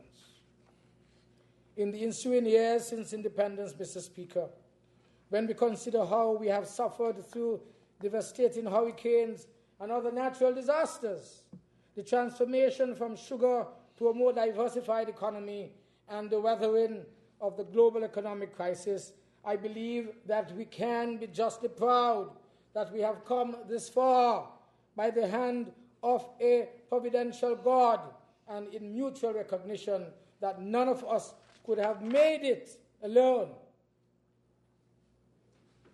A nation is not one man or woman. It is the collective application of skills and toil and striving together. I therefore feel a sense of dignity and a warmth within my own heart when I think about this nation, when I am in the regional or international arena and I see the flag, that important symbol of St. Kitts-Nevis, flying high amongst the flags of many other nations that are far more powerful, far more influential, far more populous than ours, yet knowing that it has just as much right to be there where the gathering is gathered. This is why we should protect and cling to these precious symbols that speak volumes about who we are. These emblems and the national flag should not be disrespected, should not be mishandled or defiled, because to do so, in a sense, is insulting not only our forefathers who worked tirelessly to bring us to where we are today, but it also speaks to a calling down of our own selves and what this country means to us instead. And so today, I call upon every citizen to honor our national emblems, the flag, the national anthem, and the coat of arms, to preserve them as symbols that are near and dear to our hearts. And so with those few words, Mr. Speaker, permit me very quickly to look at some of the details of this bill. I refer you to Clause 1 and 2. They address the usual preliminary matters, including the interpretation section, and speak specifically to the coat of arms, the national anthem, and our national flag. Clause 3 of the bill provides for the vesting in the Crown of the copyright and the words and music of the national anthem, as well as the designs of all the national emblems. People must not bastardize these. They must be appropriately reprinted with authority so to do. Clause 4, Mr. Speaker, it refers to what constitute the national emblems and the national anthem, the full description of which is contained in the schedule to the bill. Clause 5, Mr. Speaker, it further underscores the rights of ownership in these symbols and the national anthem by providing for restrictions on their use, in that the minister, after consultation with the Cabinet of Ministers, may authorize a person to sell, display, or otherwise use a national emblem or the national anthem. Clause 6 provides for the regulation-making power of the minister and speaks, among other things, to coverage in regulations of 1, the proper use of the national emblems, and 2, national anthem on various occasions. 2, the imposition, collection, and recovery of royalties payable for the use of representations of the national emblems or articles imported into or manufactured in St. Kitts and Nevis for the purpose of sale or advertisement. Clause 7 of the bill introduces some flexibility by providing that the minister may, by order, amend the schedule. Such an order would be open to parliamentary scrutiny by providing that any such order would be subject to negative resolution within our National Assembly. Finally, the schedule contains the detailed description of the national flag, the national coat of arms, and the national emblem, or anthem, I should say, with both the words and the musical score. Mr. Speaker, essentially, this really is the scope of this bill.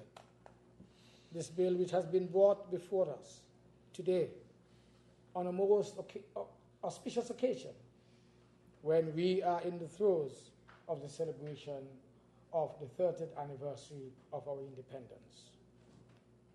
We would have done ourselves a disservice if one day we woke up and some guy in far and distant land was going to say to us that he has registered with the appropriate copyright agency our national anthem, and we have to pay for it.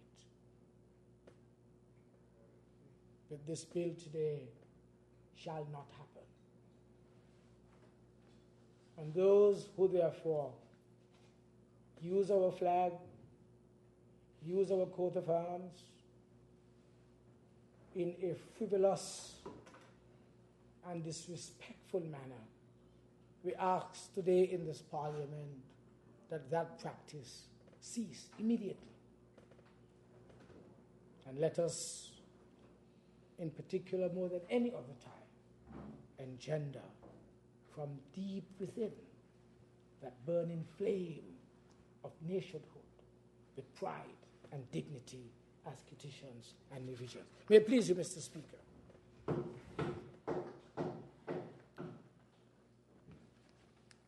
have a second. Mr. Speaker, allow me to rise to give some support and to second this national emblems and national anthem bill 2013. Quite simply, Mr. Speaker, this is in many respects a bill that had to come because of the way in which the world is operating and the way in which our economy has been transforming and the way in which the world communicates and the commercialization that's taken place of our society and the importance of protecting your brand. And so, using very simple language, Mr. Speaker, allow me to interpret this bill, so to speak, to our people in St. Kitts and Nevis. Basically, Mr. Speaker,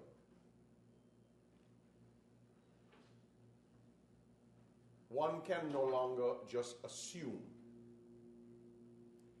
that brands are owned. But the coat of arms, the national anthem, and the national flag together become the brand of St. Kitts and Nevis. The brand of St. Kitts and Nevis as a destination, of course, in tourism terms, is much more complex than that. It's about our people, our culture, our environment, our history, and the stories and the numerous stories embedded therein. But, Mr. Speaker, this is a straightforward attempt to say to the world that St. Kitts and Nevis owns its own coat of arms, owns its own national anthem and owns its own national flag, and we are prepared to protect abuse of same. The bill provides for regulations being made, but the regulation, which to me is really what this bill is about, is providing for the proper use of the national emblems and national anthem on various occasions. Because really, the government does not set out to make money from this brand. Technically, and certainly emotionally, these brand symbols, which is what they are owned by all of us. And all of us, ideally, in a perfect world, will respect these symbols and will use them respectfully and properly. But we know how the world goes. And we know that there will be those people that will seek to, for their own particular insular or mischievous reasons, set out to embarrass the country, whether intentionally or unintentionally, and use or misuse these emblems in so doing. So, Mr. Speaker, very simple bill, but very powerful bill. A bill which is timely because it's the 30th anniversary of independence, a time when is as good as any for this bill to come into being. But it had to come. And so I'm happy to be part of the parliament that brings it, Mr. Speaker. People have unbelievable motives. And this bill says, with all your motives and with all your attempts to take care of your own needs, don't mess with these emblems. Don't mess with the flag. Don't mess with the coat of arms. And don't mess with the national anthem. Because they have to be used in the proper way. So, Mr. Speaker, it's very easy to stand up and say, I support this bill under that, in that context. I was going to go on to tell you, Mr. Speaker, about situations where I have seen these emblems misused, but I won't bother to bore you. The point is that whatever the possibility, that possibility is now technically removed. Senator, just say that though, because it's a pet peeve of mine where I've seen people have the national anthem flying, national flag flying, and it's in pieces. I think that's a practice that we just need to not tolerate. Mr. Speaker, that is also a form of misuse, because a flag that is either not in the right shape or in the right color is a misuse of the flag. And, Mr. Speaker, wherever flags fly, they should be renewed, they should be maintained, and they should be managed. But some of us don't even see the deterioration of the flag and don't intend to misuse it. It's just that sometimes, as I say, familiarity breeds contempt. You see the flag over and over, and after a while you forget the flag is there. So this is a good opportunity, Mr. Speaker, to call on our citizens to renew the flag, renew our love and our respect for the flag, and to use the occasion of this bill, the passage of this bill, to remind our people that not only must the anthems, the emblems not be misused, but they must also be protected. And they must be kept in their authentic form. Now, a national anthem, I'm sure they have some variations of style and speed, but the words must not be rearranged, and the basic tune will remain, and the musical experts will know how to, what sort of parameters they have for making adjustments without disrespecting the anthem. You know, it's always a pleasure to listen to those great singers over the years take the United States national anthem and render it at various events. And as you know, it brings a rousing applause from thousands of people in the stadium when it's done at a Super Bowl or some other major international sporting event. And I have noticed that here in St. Kitts-Nevis, more and more, when you go to events, the choice of presentation of the national anthem is becoming more and more creative and more melodious. And there are a lot of very, very talented young people, Mr. Speaker, who are now rendering the national anthem at varying events. And I'd say, in most cases, very pleasantly so. There are some of us who try to sing the national anthem through our pride and joy and love and respect for our own country, but not all of us have the melodious voice. I'm certainly not one of those with a melodious voice, Mr. Speaker. And so if I sang the national anthem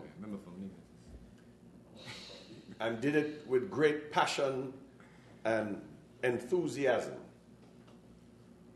the horrible tones that bellow forth will not be in any way meant to disrespect the national anthem. So one has to know what the intention is at the same time that one judges the output.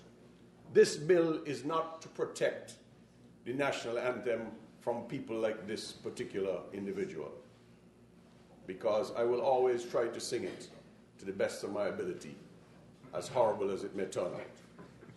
It is really to protect the emblems from genuinely mischievous people, from people local and abroad who may seek to take the emblems for their own gain, for their own purposes, to give impressions that they somehow officially represent this country, or that their products are endorsed by the government of this fair land.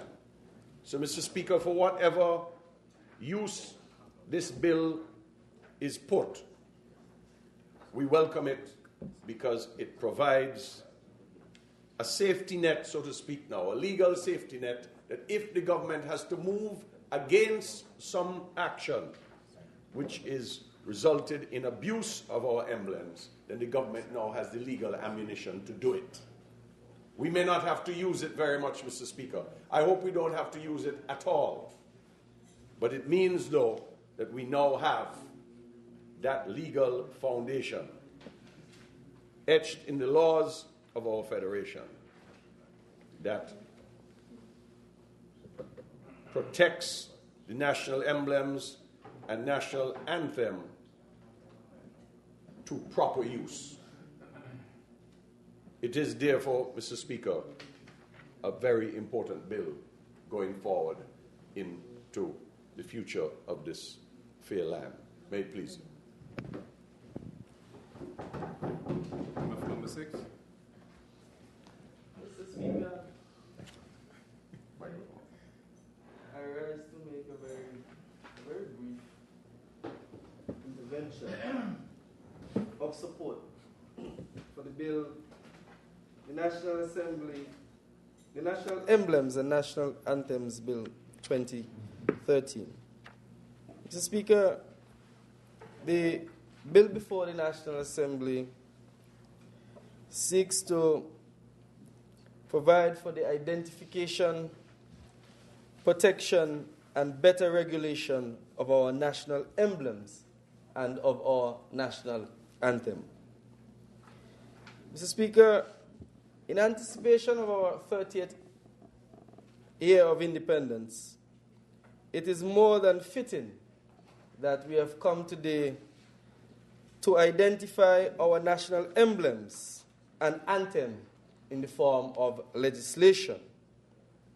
And clearly, this is for their better protection and regulation.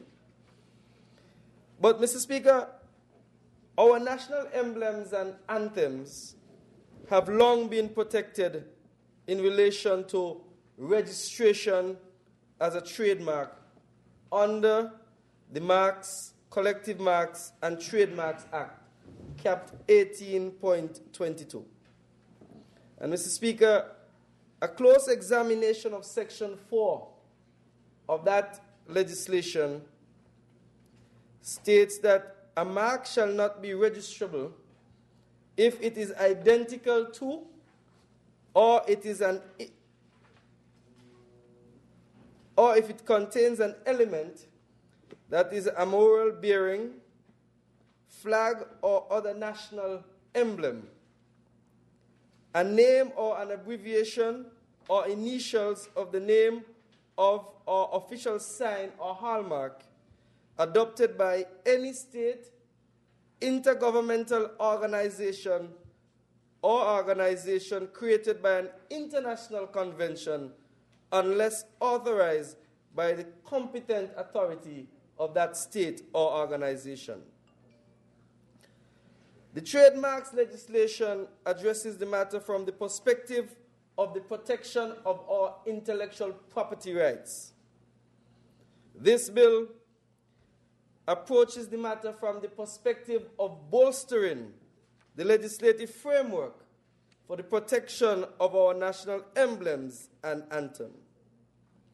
Mr. Speaker, the legislation, as when passed, provides for the making of regulations. And these regulations, when they are made, will be subject to a negative resolution of the National Assembly. And these regulations should provide for, among other things, the identification and description of the national dress, bird and flower, among other critical, important emblems. Also, Mr. Speaker, it would provide for the administrative matters in relation to the granting of a permit, such as the forms, the application procedure, fees, etc., etc. And so, Mr. Speaker, when the regulations are made, some sort of fees will be prescribed when permits are granted for persons to use our national emblems, Mr. Speaker. Mr. Speaker, the addressing of these matters in a dedicated piece of legislation is a necessary corollary to our existing legislation and to the spirit of what is embodied in our Constitution. In other words, Mr. Speaker, as part of our evolving process, as part of our maturing as a nation, we are seeking parliamentary support for the enshrining of our national intellectual property into our law. And Mr. Speaker, you know the importance of intellectual property rights. Of course, apart from individuals who create intellectual property, the state also has intellectual property rights in its emblems and its other national symbols. And so, Mr. Speaker, this piece of legislation is to ensure that we preserve and we protect that intellectual property rights that is possessed by the state of St. Kitts and Nevis, Mr. Speaker. With those few words, Mr. Speaker, I wish this bill, shortly entitled the National Emblem and National Anthems Bill 2013, safe passage through this honorable House.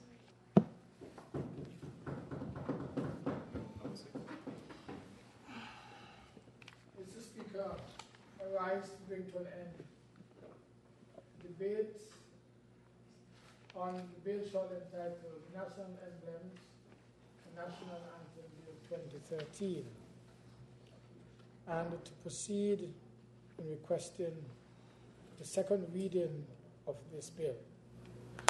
May it please, Mr. Speaker. Question is that the bill shortly entitled the National Emblems and National Anthem, Bill 2013, be read a second time. Those in favor? Aye. Those against? The ayes have it. A bill to regulate the use of the national emblems and national anthem of St. Christopher and Nevis and for related matters. The bill shortly entitled the National Emblems and National Anthem, Bill 2013, has been read a second time. House in committee.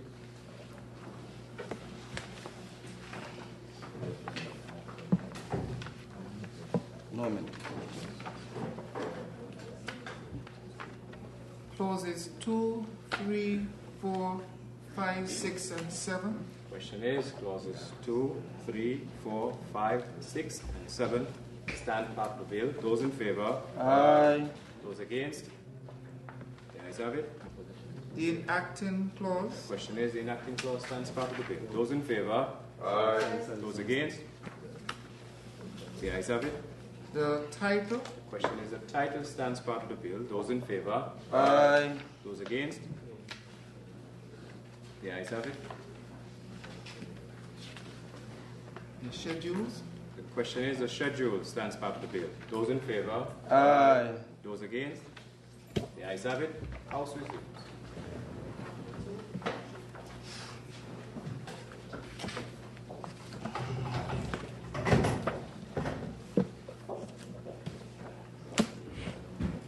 Mr. Speaker, I rise to report that the bill shortly entitled the National Emblems and National Anthem Bill 2013 has been read a second time, has gone to committee stage without any amendment.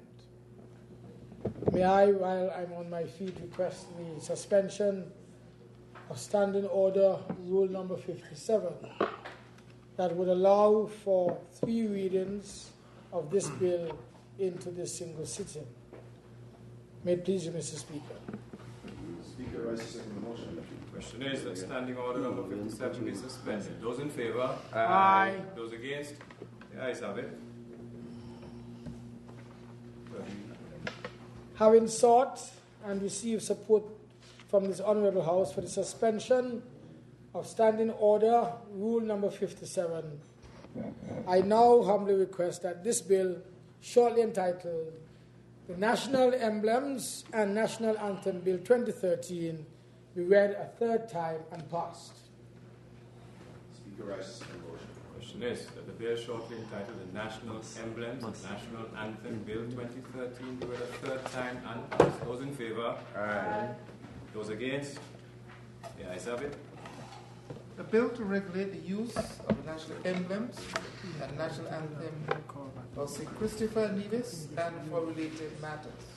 The bill shortly entitled the National Emblems and National Anthem Bill 2013 has been read a third time and passed. The next bill up for debate is the opposite, the ribonucleic acid DNA Bill 2013, which will be moved by the Honourable Minister of Foreign Affairs, Homeland Security, Labour, Justice and Legal Affairs. Mr. Speaker, I rise with your leave to have the bill shortly entitled the DNA Bill 2013 read a second time. What's the official name? This bill provides for DNA identification and other related matters. The bill, Mr. Speaker, like several other pieces of legislation we have passed already in this House, is part of the ongoing process of reinforcing the legislative framework of the criminal justice system here in St. Kitts-Nevis. It seeks to provide in a comprehensive manner for a powerful tool that is already being utilized to a certain extent by the police in criminal investigations. It is anticipated, Mr. Speaker, that the enactment of this bill would increase the efficiency with which we would be able to combat crime and provide justice for all. Mr. Speaker, as you're aware, DNA is a molecule that encodes the genetic instructions used in the development and functioning of all known living organisms. In other words, DNA refers to a type of genetic material found in the nucleus of all cells in living organisms. It is a building block for the human body in that it contains the information needed to give each of us our physical characteristics, among other things. The use of DNA evidence in criminal investigation is one of the most powerful and modern approaches to solving crime. In fact, DNA identification has proven to be extremely accurate, since no two persons have the same DNA, with the exception of identical twins. In other words, DNA may be used accurately to identify criminals. And in the same vein, Mr. Speaker, DNA can be used to exonerate an innocent man, boy or girl. Mr. Speaker, and you would know how effective DNA is used in those paternity cases, Mr. Speaker. It is used to determine whether you were there and whether you were not there, Mr. Speaker.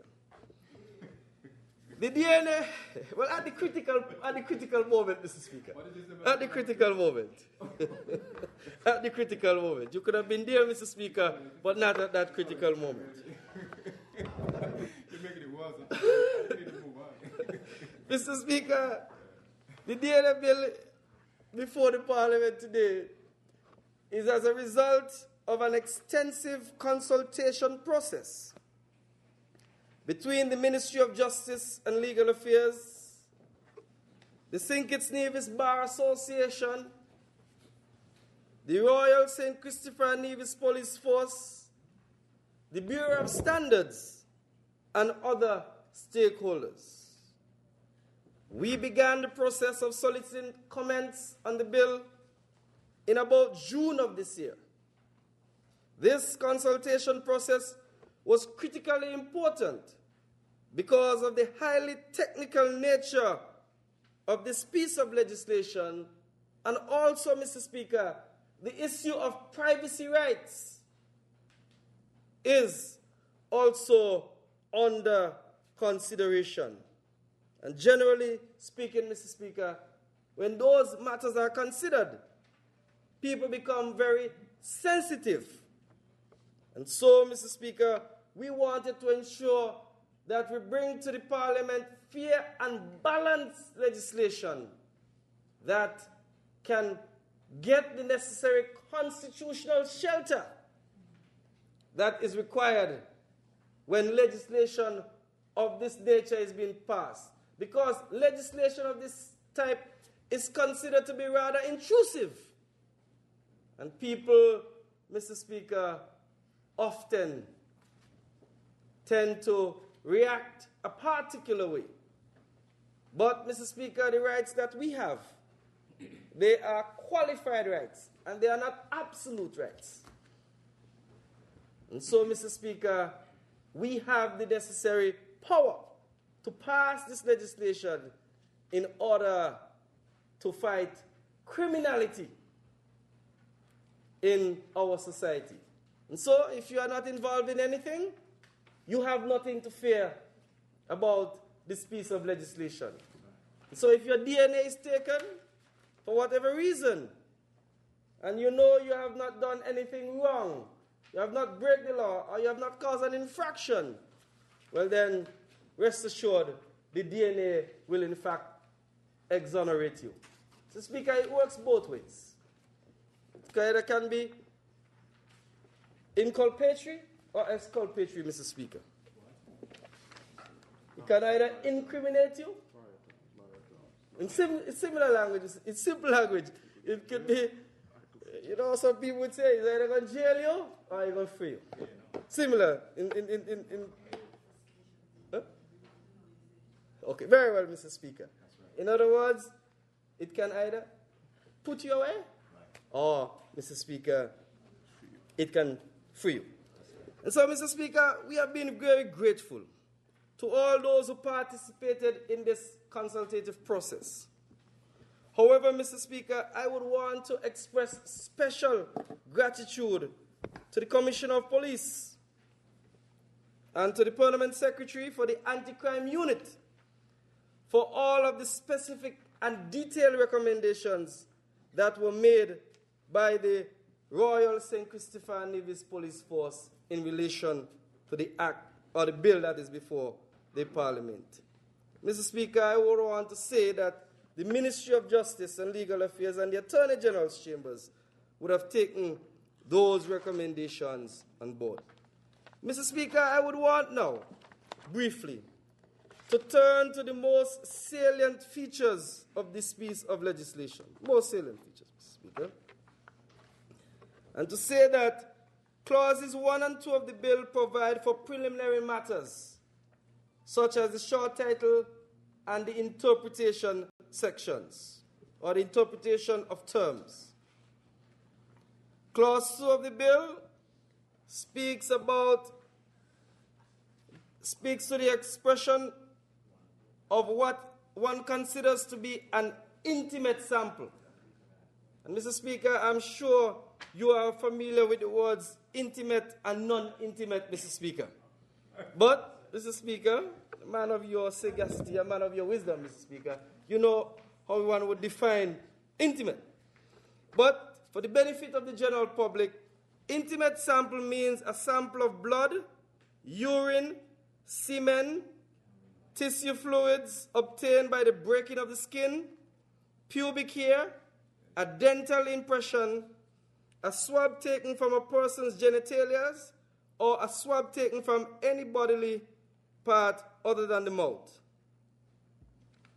The expression non-intimate sample means hair other than pubic hair, fingernails, toenails, a swab taken from any part of the body other than a part from which an intimate swab could be taken, saliva, or a skin impression.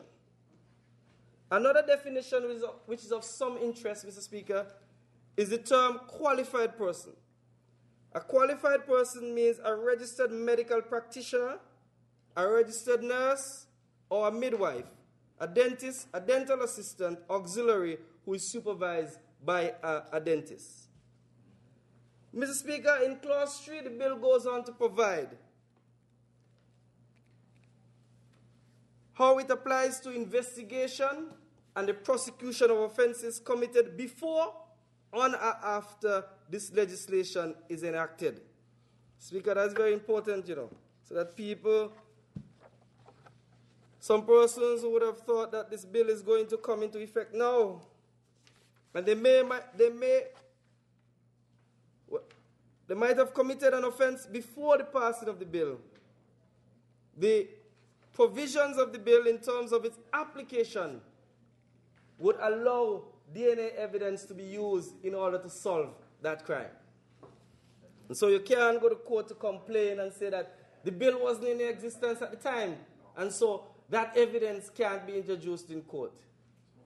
We are saying that it can go way back, Mr. Speaker. It would depend upon whether you can obtain a sample so that it can be tested by DNA, Mr. Speaker. It depends upon that. In this regard, Mr. Speaker, please allow me to skip to Clause 43 of the bill. Clause 43 of the bill provides that persons who have already been convicted of an offense may write to the Commissioner of Police to request a DNA test of DNA evidence secured in relation to the offense he or she has been convicted of, Mr. Speaker. So if you're there now, and you know that DNA evidence was obtained in your matter, and you feel that it should be tested in order to bring a desired result for you, you can write under the legislation for that process to be triggered. And then the Commissioner of Police will have to follow what the provisions of the legislation says. Mr. Speaker, in Part 2 of the bill, it provides for the taking of a non-intimate sample without a person's consent. And so, Mr. Speaker, if I come to a crime scene and you are there and I need a strand of your hair on your head, I don't need to ask you permission to take it. I can just take it, Mr. Speaker, under those circumstances, because that will be classified as a non-intimate sample. Only a non-intimate sample could be taken without a person's consent. If properly utilized, this could be a very important power, since DNA evidence can very easily prove or disprove a suspect's involvement in an offense. Police resources could then be directed in cases where a suspect is cleared by his or her DNA, Mr. Speaker. Just for clarification, I go on the post-conviction piece where you said that a person can appeal. Where there's appeal. Right, can Yes. appeal. So If he has an appeal pending, I think that's the way how it is worded in Section 43. He can ask, Mr. Speaker, Mr. Speaker, I would imagine in those cases, the regulations will indicate that particular matter as to the... whether or not, for example, if the test is done through Lab A, whether or not Lab A will be answering that appeal. Rather, I would prefer Lab B. No. We have the labs. The schedule indicate what labs would be recognized. Oh, okay.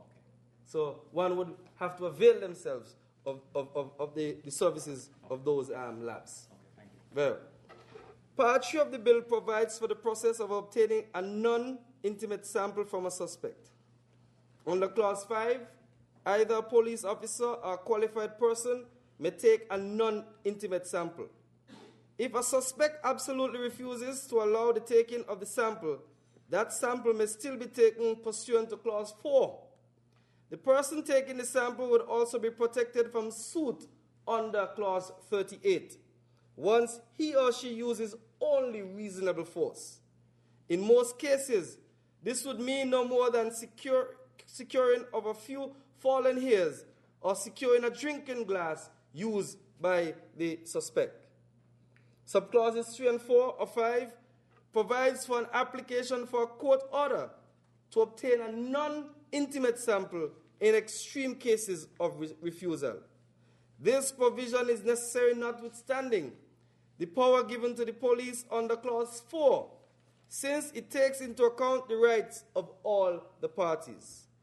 Furthermore, DNA evidence would be the same whenever it may be taken from the suspect. What this means is, unlike other forms of evidence, such as blood alcohol level, the suspect's DNA would remain unaltered by the passage of time. Clause 55 provides that the court may draw an adverse inference in making a determination in relation to a person who refuses to provide a non-intimate DNA sample. In other words, where a person absolutely refuses to provide a non-intimate sample, it seems reasonable for the court to find the person to be guilty in the absence of evidence to the contrary. Clause 5 provides for, Part 5, provides for obtaining a sample from a volunteer or a police officer. This deals with administrative matters to assist crime scene investigators to better undertake their work. And eliminate persons, Mr. Speaker, in that process. For example, Mr. Speaker, you might go in and say, listen, take my DNA, and means that I am perfectly okay. And you know, normally in crimes where wife and husband live together, wife show up one day, the wife is in the bathroom and there's blood, you know who is the usual suspect. He may say, listen, I need my DNA taken in the situation in order to clear himself in that matter, Mr. Speaker. Part 5 of the bill provides for obtaining an intimate sample from a suspect with his consent. So in relation to the issue of obtaining intimate sample, it can be done basically 2 ways. One can consent, or if there's no consent, a court order can be obtained. In most cases, a non-intimate DNA sample would suffice. However, in the rare cases where an intimate sample may be necessary, then very stringent measures have been put in place to protect persons in such circumstances. It is recognized that by its very nature, the taking of intimate samples could be more intrusive than taking a non-intimate sample. It may affect the privacy of an individual, and hence the additional protections are required. And so, Mr. Speaker, pursuant to Clause 13 of this bill, a police officer must obtain the written permission of the Commissioner of Police to make a request for an intimate sample. According to Clause 13.4, the police officer must show 1. The suspect a copy of the authorization form from the Commissioner of Police, inform the suspect that a DNA sample may be tested, inform the suspect that he or she does not respond to the request for consent within 2 hours, then his silence will mean he or she does not want to consent.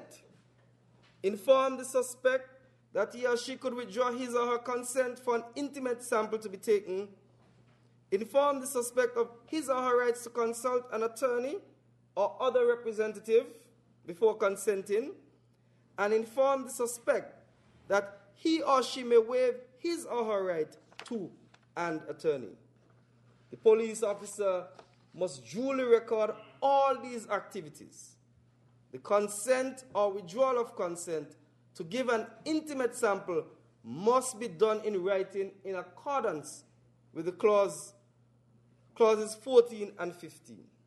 Additionally, Mr. Speaker, the police officer must ensure that all those matters are properly addressed before allowing a qualified person to take the intimate sample.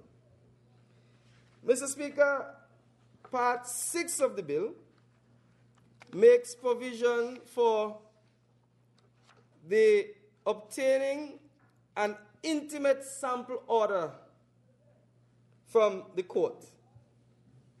Under this part, the court may make an order for the taking of an intimate sample from a person who refuses.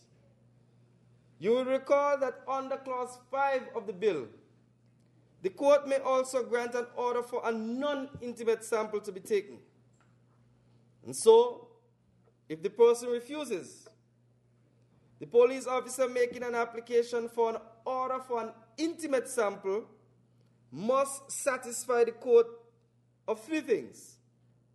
The suspect, 1, the suspect is associated with the commissioner of the offense.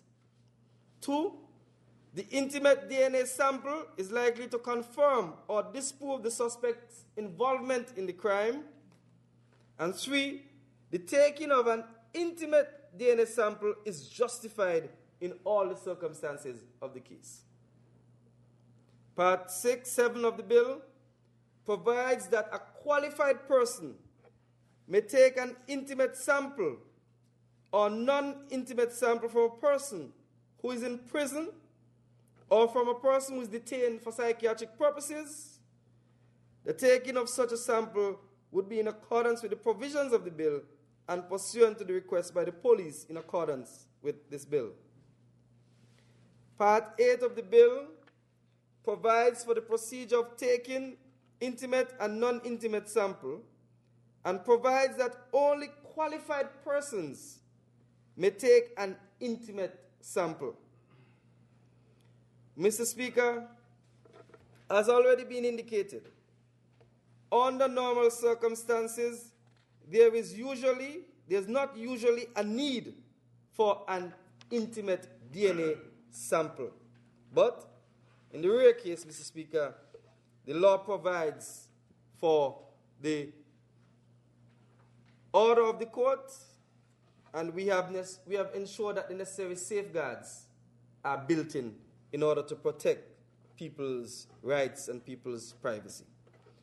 Under Part 8, the bill also provides where a suspect desires, he may be provided with a portion of the sample, and a suspect may wish to undertake his or her own test, and this provision would facilitate this.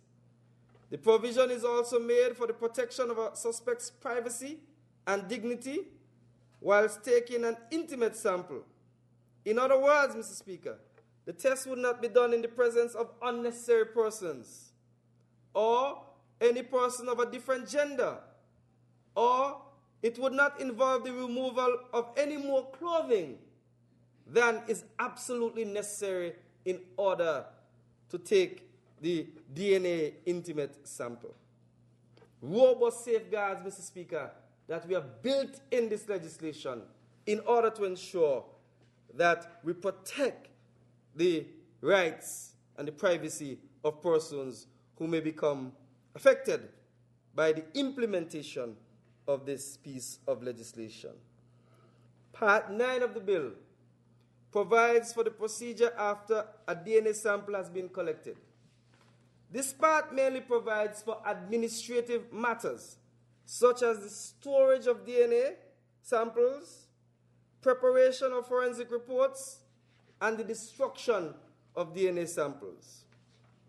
According to Clause 31 of the bill, a DNA sample must be kept for a period of 10 years from the date on which the test was completed and must then be destroyed, Mr. Speaker. Again, it's not kept forever, and after the time period would have elapsed, Mr. Speaker, the necessary destruction would take place. In an effort again, Mr. Speaker, to ensure that the safeguards are in the legislation.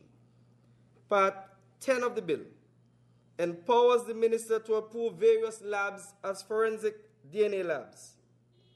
His approval would be based on the advice of the Bureau of Standards, since the Bureau of Standards is already charged with the responsibility to regulate labs in St. Kitts and Nevis.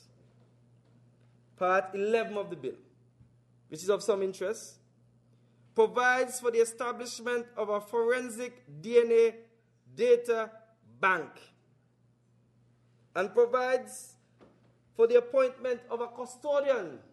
So we will be establishing a DNA bank here in St. Kitts and Nevis.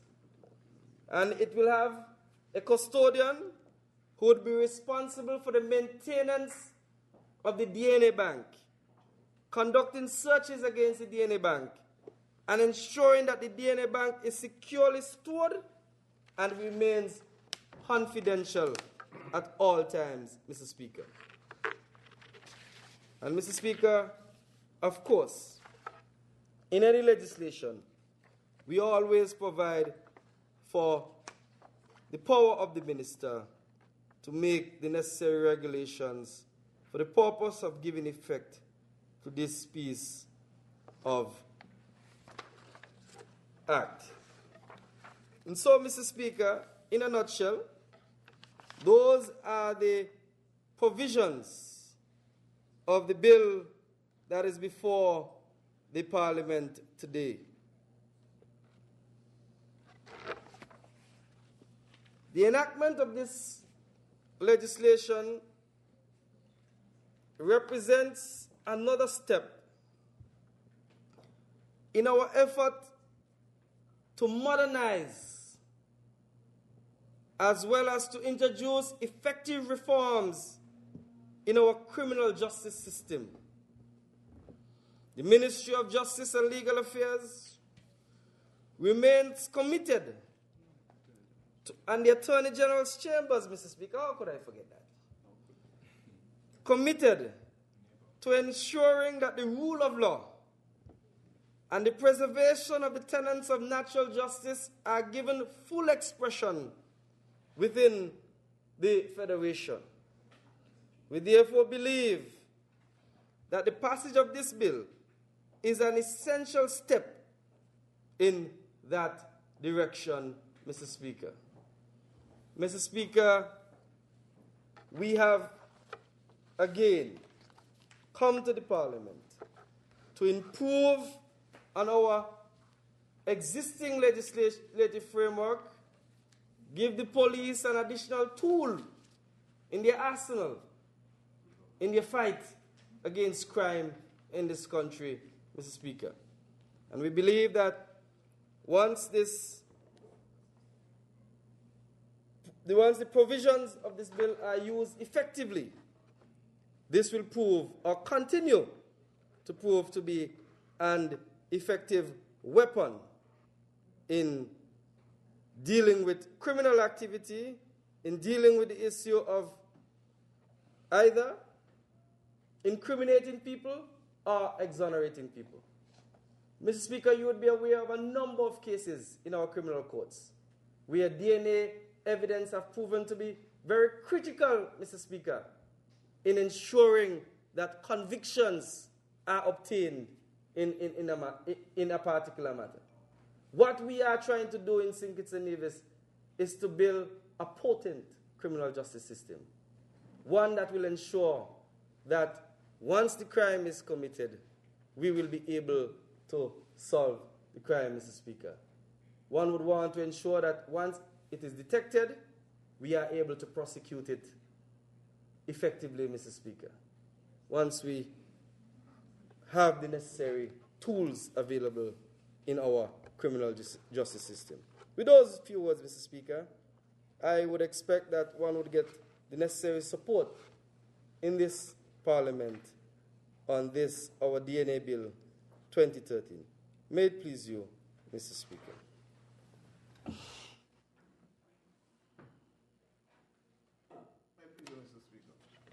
Mr. Speaker, I rise in support of the bill that is presently before this Honourable House.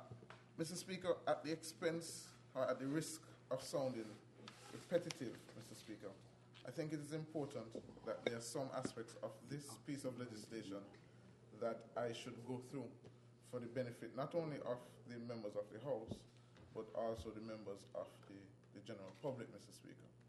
Mr. Speaker, I'm doing that primarily because it seems that the task of dealing with some misinformation that goes out in relation to these things is getting more and more pervasive in our society. There are persons in our society, Mr. Speaker, who seem to relish going on the national airwaves and misleading the public. Mr. Speaker, I know on the last occasion that we were before this Honourable House, we had a bill dealing with an amendment to the National Assembly's Act. Mr. Speaker, I gave the House the indication at that time that I was aware of persons who were deliberately trying to mislead the public. Mr. Speaker, I took some time to go through what the bill dealt with specifically. Yet, lo and behold, Mr. Speaker, by the time I got home, I was able to read on, I guess, what can be considered a popular news website in the Federation, where it was being said that the bill dealt with moving where persons were to count the votes and having multiple counting stations. As you recall, Mr. Speaker, the bill had nothing to do with that. But despite our best efforts to try to inform the public of what is happening, there are those amongst us who would seek to do otherwise. And so in that respect, Mr. Speaker, I anticipate, Mr. Speaker, that there are persons in the public who are bent on mischief and would want to say the government is seeking to set up sort of a big brother system whereby the government can take people's personal and private information or private body samples and store them for all kinds of nefarious purposes. And they would want to come and say, Mr. Speaker, I'm sure that infringes their right in some way to the right to privacy. I say that because, Mr. Speaker, because I hear people on the radio constantly saying that they have a right to freedom of expression and no one can stop them from exercising that right. Let me say unequivocally, Mr. Speaker, that all persons' rights and any right a person has under the Constitution is subject to how it infringes with other persons' rights. And so there's no such thing as an absolute right. Now, specifically, Mr. Speaker, the Constitution points out that at Section 3 of the Constitution, Mr. Speaker, it points out that, and I will go to the bottom of the section, the provisions of this chapter shall have effect for the purpose of affording protection to those rights and freedoms subject to such limitations of that protection as contained in those provisions, being limitations designed to ensure that the enjoyment of those rights and freedoms by any person does not impair the rights and freedoms of others or the public interest. I want to say that, Mr. Speaker, because in enacting any legislation as sensitive as this matter, there must be a balance found whereby the rights of the individual are counterbalanced with the rights of the state. And this legislation I would want to submit to this Honourable House seeks to find that balance, and that in any event, the legislation goes further where there's a dispute as to where that balance is to lie, then the courts have been brought into the process where they are the arbiters to determine whether that balance has been unfairly tweaked in favor of one person or the other. The speaker before me, Mr. Speaker, spoke on some of the safeguards that had been put in the legislation in relation to that. Mr. Speaker, I would also like to point out within the constitutional framework, because I don't want it to be said that the government is trying to pass legislation that infringes persons' constitutional rights. I'm repeating that multiple times, Mr. Speaker, but I know when I go home I'll read something to the contrary. Mr. Speaker, Section 9 of the Constitution speaks to the protection from arbitrary search and entry. This section as well, Mr. Speaker, speaks to making an exception to it that is reasonably required in the interest of defense, public safety, public order, public morality, public health, etc., etc. Mr. Speaker, one can clearly see that legislation such as this falls squarely within the ambit of enhancing the criminal justice system for the purposes of ensuring the smooth flow of prosecutions before the court. Mr. Speaker, essentially, there was a time, and we lived in that time up until the passage of this legislation, where prosecutions were primarily done by the evidence of persons of what they observed, either by what they heard, what they saw, possibly what they smelled. Essentially, Mr. Speaker, that had come to a point where we were fighting 21st century crime and criminal methods using somewhat archaic methods of doing it. This piece of legislation essentially then, Mr. Speaker, tries to bring us into the modern age. The technology involved in DNA testing was first used to prosecute matters as early as 1987 in England and the United States of America. We are a bit behind the curve, Mr. Speaker, but better late than never. Mr. Speaker, the balance that is being sought, as I indicated, is brought out quite forcefully within the legislation.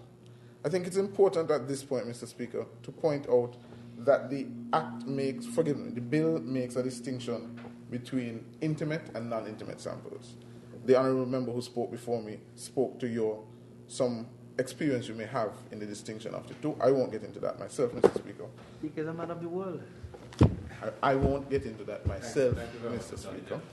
But it is important that that distinction is borne out to this honourable House, because what happens in that distinction is that clearly the House would recognize that one level of invasiveness is more pronounced than the other. And so clearly the Act makes that distinction, and the Act tries to go further by putting the threshold higher in differing circumstances. I'd want to point that out to this honourable House at this point. Mr. Speaker, additionally, the Act is laid out in roughly, 12 parts, Mr. Speaker. And again, for the sake of being repetitive, I will go through some of those sections for the benefit of the general public and also for this honourable House. Mr. Speaker, the honourable member before me has spoken and indicated what a non-intimate and an intimate sample is. And additionally, he spoke to Part 2 of the Act, which allows for the taking of a non-intimate sample without consent. It is important to point out, Mr. Speaker, that can occur in limited circumstances, and I will attempt to go through that. A non-intimate sample may be taken from a person without his or her consent, where A, he or she has been charged with an offense, B, a stain derived from a crime scene exists, and there are reasonable grounds for suspecting that person was involved in the offense, or for believing that forensic DNA analysis could confirm or disprove such suspicion. C, he or she has had a non-intimate sample taken, and that sample has proven to be either unsuitable or insufficient for forensic DNA analysis. Or D, he or she has been convicted of an offense and is serving a term of imprisonment. You would realize, Mr. Speaker, that there are 4 limited circumstances where this can be done without consent. But the Act goes further, Mr. Speaker, in that it sets up the necessary safeguards at Part 3, Section 5, subsection 3, where it says where a suspect refuses to allow the taking of a non-intimate sample, an investigating officer may make an application to the court for an order directing that a non-intimate sample be taken without his or her consent. Squarely again, Mr. Speaker, this puts the arbiter of the court in the middle of proceedings. The police want to take a sample, the person refuses in giving a sample, the court makes a determination whether or not that sample should be taken in the circumstances. It affords the suspect the right to file the necessary rebuttal evidence to indicate why he should not be subjected to such a search, and it allows the court, who is the ultimate arbiter in these circumstances, to make that determination. Additionally, Mr. Speaker, the Act requires persons who the police indicate that they want to take a sample from. Those persons are required to be given notice. The Act says at Section 6, subsection 1, a police officer shall notify a person from whom a non-intimate sample is to be taken under subsection 4, A, B, and C. A, of the reason for taking the sample, and B, that his or her DNA profile may be the subject of a search. Mr. Speaker, the Act has several forms, forgive me, Mr. Speaker, that require not only the police officer who takes the sample to sign the form, but also the person who is subject to the DNA procedure to sign the form as well. So again, it provides another check and balance in the system of administering the necessary tests. Mr. Speaker, Part 4, of the Act deals with, again, obtaining a sample from a volunteer or a police officer. Mr. Speaker, one of the reasons for this is where there's a crime scene, multiple persons have traversed on the crime scene, have used their fingerprints and put them here, there, and everywhere. Clearly, if there's some DNA profiling to go on, the court or the prosecution would want those persons to be eliminated as possible suspects. So you might profile a crime scene and you take 50 different sets of fingerprints. Having the police and the relevant persons who attend at the crime scene, having their fingerprints in the database will automatically eliminate them. And so the 40 really turns out to 10 persons who you don't really know have any connection with being there. That is important, Mr. Speaker, so that the system can be a bit more robust.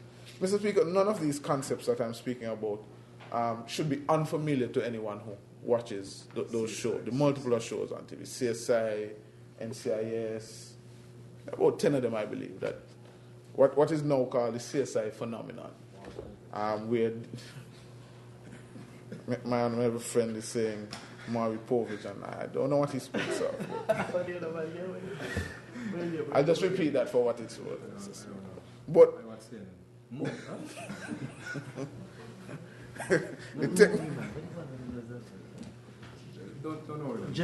they constantly try to distract me, Mr. Speaker, with these shows that they talk about. When they're supposed to be working during the hours of the day when those shows are showing. Anyway, Mr. Speaker, forgive me, Mr. Speaker. Part 5 of the Act deals with obtaining an intimate sample from a suspect with consent. Of course, Mr. Speaker, the Act recognizes that, as my honorable friend indicated, somebody is a suspect in a matter, they want to put up their hand early and say, hey, I didn't do this, take my DNA and eliminate me as a suspect so I can move on with my life. That is quite permissible. What is important about this section, Mr. Speaker, is that where the person is giving their DNA with consent, the Act sets up a twofold system, whereby the police officer is required to get authorization from the Commissioner of Police before that is done. And then secondly, it requires that the police commissioner can only give that authorization in certain circumstances. These being, Mr. Speaker, where it is suspected that the involvement of the person from whom the sample is to be taken is an offense, and B, believing that the sample would tend to confirm or disprove the involvement of a person. I need to stay a little while on that, Mr. Speaker, because that is very important. The idea is not necessarily that the DNA testing is used merely to convict persons. It also is exculpatory. So persons who have no involvement in the crime can get their name cleared at the earliest possible opportunity. That is very important. I don't want it to be said at any point that this is just a tool to lock up people. This is a tool that helps the administration of justice to do its job more efficiently and effectively. Mr. Speaker, in relation to Section 13, subsection 4, that section reads, Mr. Speaker, that where an authorization is given, this is in relation to the police commissioner, and it is proposed that an intimate sample shall be taken in pursuance of the authorization, a police officer shall seek the consent of the suspect, and before he or she gives the consent, the police officer shall show him a copy, shall inform him that there's a consent form, advise that if he or she does not respond in 2 hours, it's taken as a refusal, inform him of his right to withdraw his consent after he has given it, inform him that he has the right to consult with an attorney at law or an adult of his choice, and inform him that he may waive his rights in relation to these matters. All of these are reduced into a form, Mr. Speaker, which is, I think, Form 4, of the first schedule. This requires not only the signature of the police officer as indicated, but the signature of the person who the sample is taken from. That, again, is an important statement. The reason that all of these forms, and this Act has about 9-10 forms, the reason that all of these forms are put in are to provide safeguards to individuals so the police can't willy-nilly take a sample of DNA, don't have a court order, don't have the consent in writing of the person, and then expose the person to some kind of threat of prosecution. The Act provides for a register where the police are required within certain time periods. When they take a sample or when they request a sample and get a form, they have to fill out the register. That information is documented. The trail that is used in relation to collecting the sample, that is documented so persons can see that. That can be a document that can be used in court. A person can use that to challenge. If the police say, well, I got his consent, and he says, I never gave the consent, without the form, without the register indicating such, then you would have a problem. So it not only helps the police to do their work, it also makes them more transparent and accountable, and therefore there's an overall improvement in the justice system. Mr. Speaker, I will turn quickly to Part 6, again where it requires an order of the court to take samples in certain cases. What is important in that section, Mr. Speaker, is that where a child is involved. So matters involving a juvenile, the court is mandated to be part of that process when the police go to get that sample. So it affords protection to some of our most vulnerable. That would be juveniles and persons who are determined to be incapable. So that is important as well, Mr. Speaker. I would want to point that out. Mr. Speaker, moving speedily along to Section 19 of the Act, that gives in detail the considerations that the court must bear in mind. These aren't exhaustive, of course, Mr. Speaker, but it gives with some degree of certainty to the police officers who are conducting these matters to know that if I don't meet this certain threshold, then certainly the court is not going to grant my order, and therefore It allows the process to make a determination quickly, whether we should go forward with this matter or whether we should call it a day in relation to this matter. And that helps the overall process. Some of these circumstances that the court must consider, Mr. Speaker, is A, the circumstances surrounding the commission of the offence and the gravity of the offence, the degree of the person's alleged participation in the commission of the offence, the age, physical health, and mental health of the person, if the person is a child or an incapable person, the welfare of that person, whether there is a less intrusive but reasonably practicable way of obtaining evidence tending to confirm or disprove that that person was associated with the commission of or committed the offence, the reason, if any, for refusing to consent, and whether there is a report in relation to a non-intimate or an intimate sample, and any other matter considered to be relevant to balancing those interests.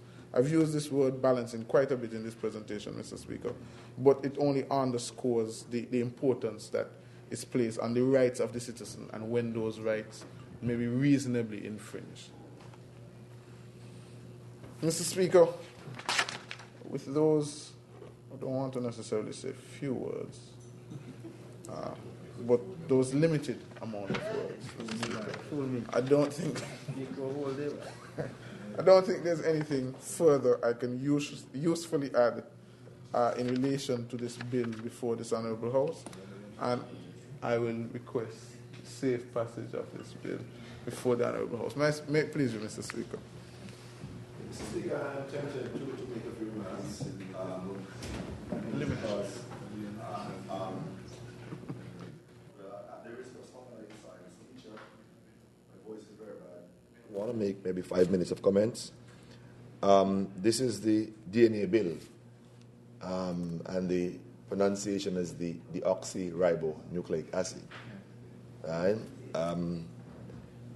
And it is really a molecule in the body which helps to determine exactly how the human body develops its characteristics and so on. Everything about the human body is predetermined by the DNA. I don't think, Mr. Speaker, when legislatures were developed, and even before that, when kings and so on used to give the decrees, that it was ever envisaged that these kinds of things, laws and so on, would deal with these kind of complex things of DNA, something so deep and intimate inside the human body. But nonetheless, in regulating our society, trying to deal with crime and also health, it has become important for us to put a lot of these things into the law. And I just want to, in 2 minutes, help to locate this thing we call the DNA. You know, you look at a house, you see roof, rooms, windows, which I would call organs of the house. You know, you look at the human body, you see similar things. You see an eye, which is an organ, a nose, organ, ears, inside the heart, the stomach, lungs, organs, and these are made up of tissues, you know, and muscle and so forth. But at the very core of every living thing are what we call cells. Small, very small, almost bead-like structures which make up the human body. And inside of these cells, like the block that builds the house, the brick that builds the house, which is a cell, which is analogous to a cell, inside of that you have, at the center of that you have something called a nucleus. And it is inside of this nucleus, or these nuclei, that you find the DNA. And the DNA really is the substance which helps to inform the creation, the replication of the human being. So that when two human beings, a male and a female, come together, copulate, their sex cells, which are the egg from the woman and the sperm from the man, they come together, combine, to give a full cell which develops into a full human being. What is interesting about this, Mr. Speaker, is that every human being has a signature much like the fingerprint which is in his DNA. But what is even more important about this DNA, Mr. Speaker, is that although it would be very difficult to find two human beings that have a very similar fingerprint, the chances of finding two human beings with the same DNA is just about of zero probability, except in the case of twins, for example, Mr. Speaker. So this is just to give an appreciation that the DNA is really a very powerful way of identifying human beings, and it is a very powerful way at the same time of identifying who may have been at a particular place. Because this DNA is such a thing that anytime a human being goes into a particular place, touches anything, as you speak, your saliva comes out, it goes under the wall, so your DNA is there. As you scratch your hair, or even without scratching, your hair falls onto the desk. Your DNA is in the hair, because your hair is made up of these building blocks called cells, and those cells have in the DNA. You rub your hand against the wall, a little bit of skin from your hand goes onto the wall, and your DNA is on the wall. You drink from a cup or a bottle, your saliva has in some of that DNA, because the cells or the building blocks from the inside of your mouth fall off all the time, every day. You know, our skin, our tissues are being renewed. So that means the old cells, the old building blocks are falling off. So if you put saliva out, if you spit, it's there because the cells are there, and therefore the DNA is in those cells, those little building blocks, those little beads that make up the human body. And so I think this gives people an appreciation that once you walk into a room, once you put on clothes and take them off, the DNA is all there. And so this is a very powerful tool that can help to exonerate or exculpate people, because if you can say, well, I was not there because the DNA that was found was somebody else's, then you really don't need to go any further, because the DNA is the very best thing that can help us to identify whether a human being or a living being was present at a particular place. At the same time, it can, of course, inculpate or help to discover whether, well, it can help to incriminate someone from the mere fact that the person's DNA is present at the scene. And it is, you're going to have to find very creative ways, Mr. Speaker, to suggest how your DNA ended up in a particular place. You know, of course, a lot of mischief can take place. Somebody can take your clothes from the line, from your clothing line, for example, take it to a particular place, and the fact that your clothes get there, even without you being there, your DNA is there. So there are risks, and that is why, in as much as this DNA is a very powerful technology that can be used to deal with court matters, help to set you free or to get you behind bars, one always has to be very careful about how one takes that evidence on board. These days, the DNA is used in helping to determine paternity of children. And again, there is a very low, very, very low probability that once the DNA indicates that the child belongs to a particular person, that the child really does not belong to that particular person.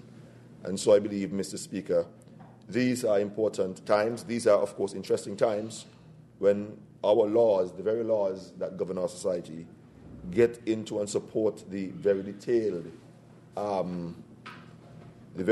evidence which can be brought forward, arising from the science which has been discovered. So, Mr. Speaker, it was just these remarks that I wanted to make, and I hope I was able to at least give people an appreciation for the ubiquity, this DNA being found everywhere once you have been there. So, with those few remarks, Mr. Speaker, I now take my seat. Wish the bill safe passage.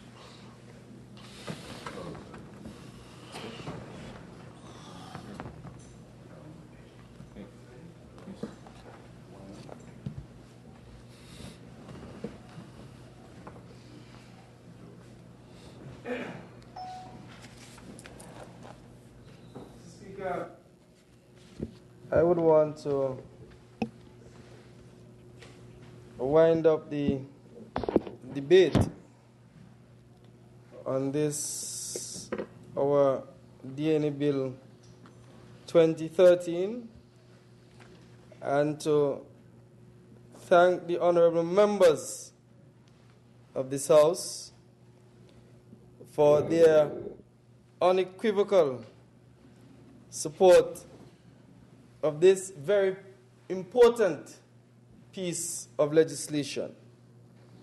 Mr. Speaker, I believe in the debate so far, we have been able to clearly demonstrate to this House and to the general public the importance of this piece of legislation.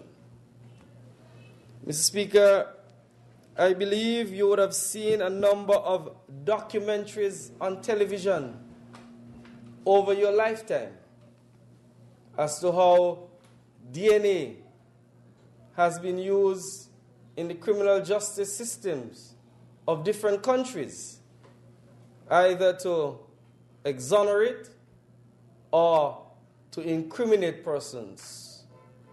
Mr. Speaker, it was only back in about 2004 or thereabout when the use of DNA became very prevalent in our criminal justice system. The gentleman, I think his name is Jeffrey, out of the University of Leicester in England, who did some pioneering work in this field.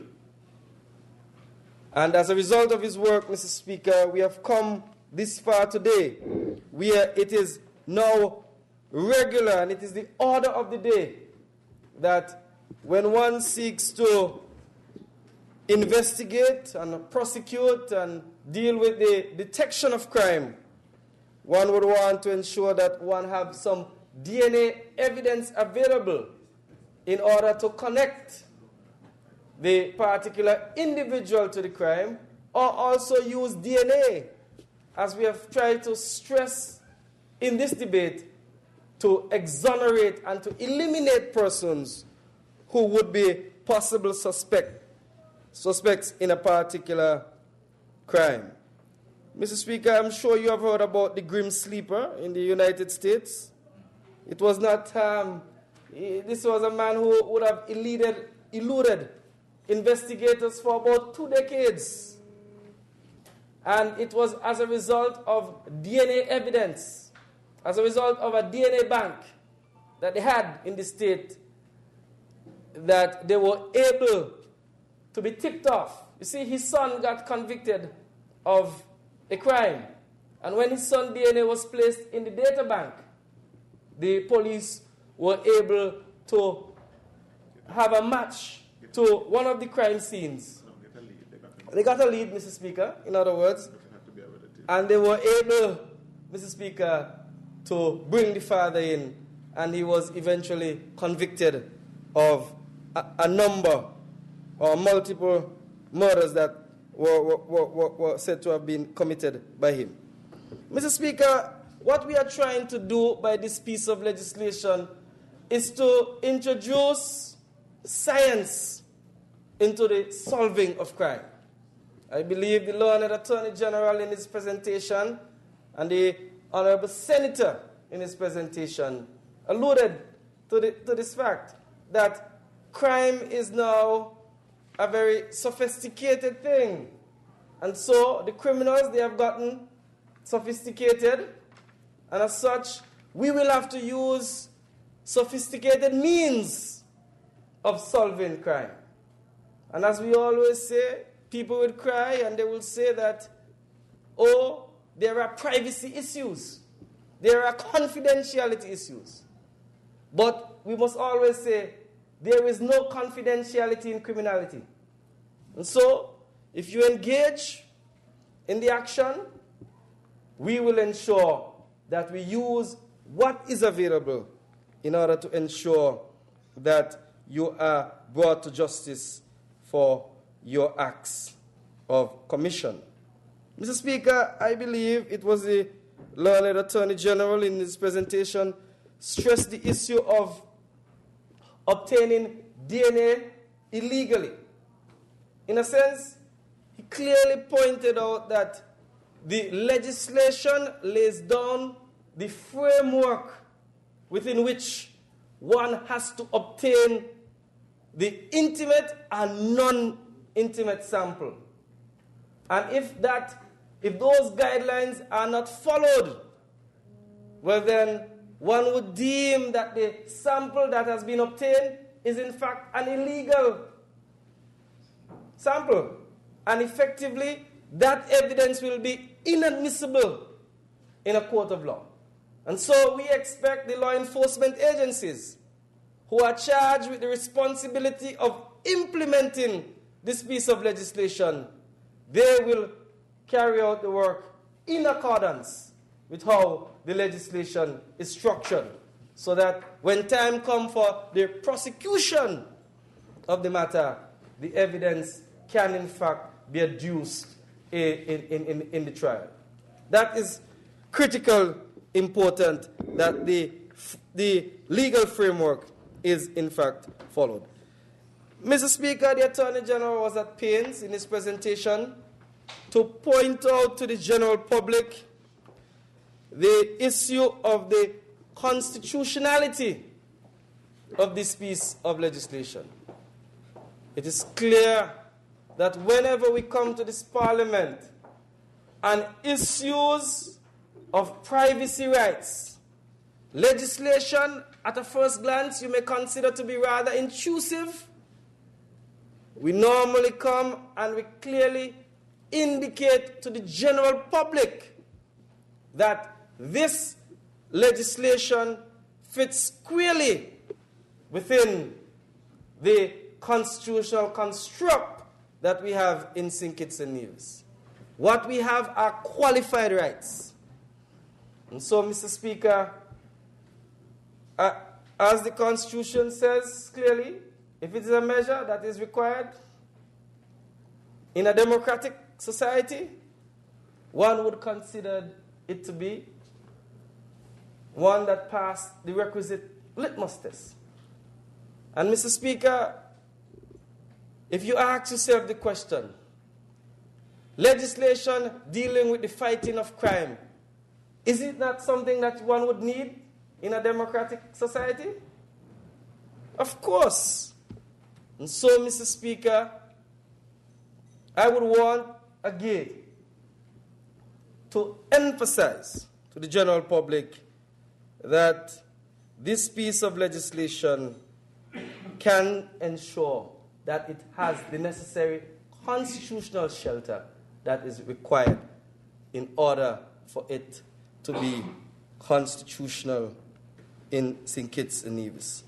Mr. Speaker, I would want to say that as a result of the consultative process that we have had, we have ensured that robust safeguards are built in this legislation. And those safeguards are built in, Mr. Speaker, in order to protect every man, woman, and child in this country. Because who knows who will be subject to a DNA sample be taken from them, Mr. Speaker. This legislation affects all. No one is above the law here. And so one would want to ensure that when one is passing legislation, it is legislation that is fair and balanced in the circumstances, so that people's rights are indeed protected. And I believe, Mr. Speaker, we have crafted the perfect piece of legislation to ensure that the police have the ample arsenal available for them to fight crime. And the man who is suspected of committing the crime, he can avail himself of the provisions of the legislation in order to exonerate him from what he has been suspected of. And so, Mr. Speaker, I could only say that this is fair and balanced legislation, well thought out legislation, Mr. Speaker, that I believe will augurs well for the improvement and the continued efficient and effective functioning of the criminal justice system here in St. Kitts-Nevis. And those, Mr. Speaker, who wish to avail themselves of the provisions on a voluntary basis, they can, in fact, do so as to ensure that they are not in any way wrongfully accused of any offense. Mr. Speaker, we have seen how DNA evidence works time and time again. And the time has come, Mr. Speaker, for us to introduce it into our criminal justice system in a much more aggressive and a much more robust way in order to curb the criminal activities in our society. With those few words, Mr. Speaker, I would respectfully ask that this bill, shortly entitled the DNA Bill 2013, be read a second time. Question is that the bill shortly entitled the Deoxyribonucleic Acid DNA Bill 2013 be read a second time. Those in favor? Aye. Those against? The ayes have it. A bill provides for deoxyribonucleic acid, DNA identification, and related analysis. The bill shortly entitled the Deoxyribonucleic Acid DNA Bill 2013 has been read a second time. House in committee.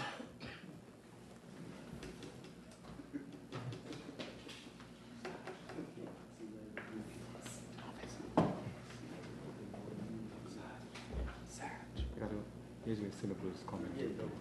That's it.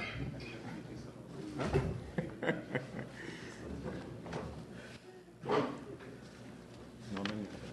Yeah, Let's go. Clauses 2 to 7. Question is clauses 2 to 7 stand part of the bill. Those in favor? Aye. Those against? The ayes have it. Clause 8. Amendment to Clause 8, if you please. In Clause 8, subclause 4, by replacing the expression make and ex parte application with the expression make an ex parte application. Question is clause 8 as amended stands part of the bill. Those in favor? Aye. Those against? The ayes have it. Clauses 9 to 16. Question is clauses 9 to 16 stand part of the bill. Those in favor? Aye. Those against?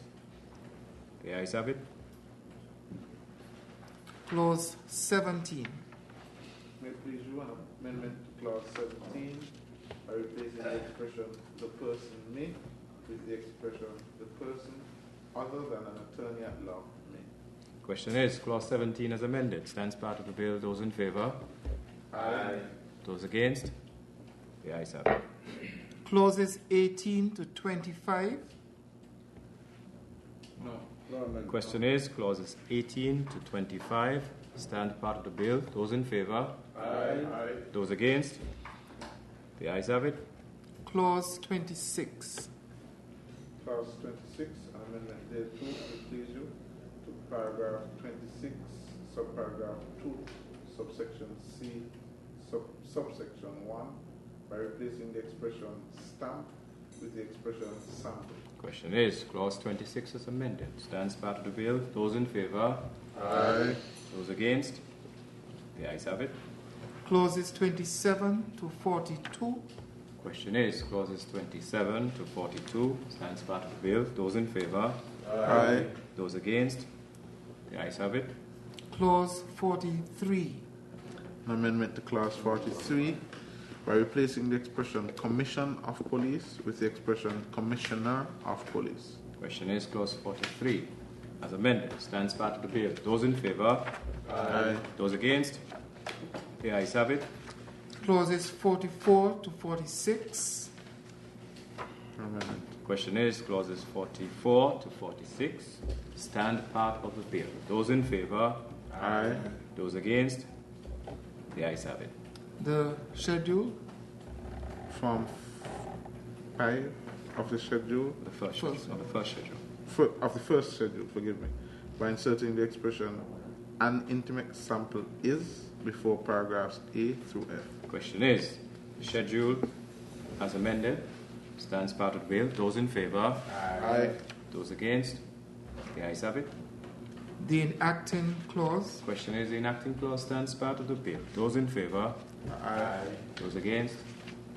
The ayes have it. The title. Question is, the title stands part of the bill. Those in favour? Aye. Those against? The ayes have it. House resumes.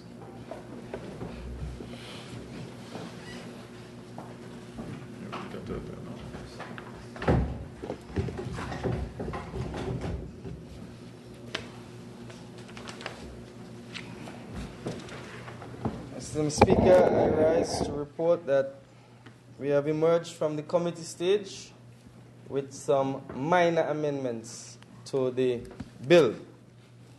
Mr. Speaker, I would, while I'm on my feet, respectfully ask that we suspend the operation of Standing Order number 57 for the bill to be read 3 times in this single sitting of the National Assembly. Mr. Speaker, I second the motion before the Question is, that Standing Order number 57 be suspended. Those in favour? Aye. Those against? The ayes have it. Mr. Speaker, I respectfully ask that the bill shortly entitled the Deoxyribonucleic Acid DNA Bill 2013 be read a 3rd time and passed. Mr. Speaker, I second the motion.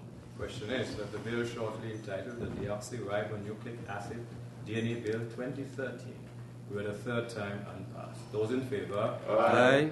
Those against? The ayes have it.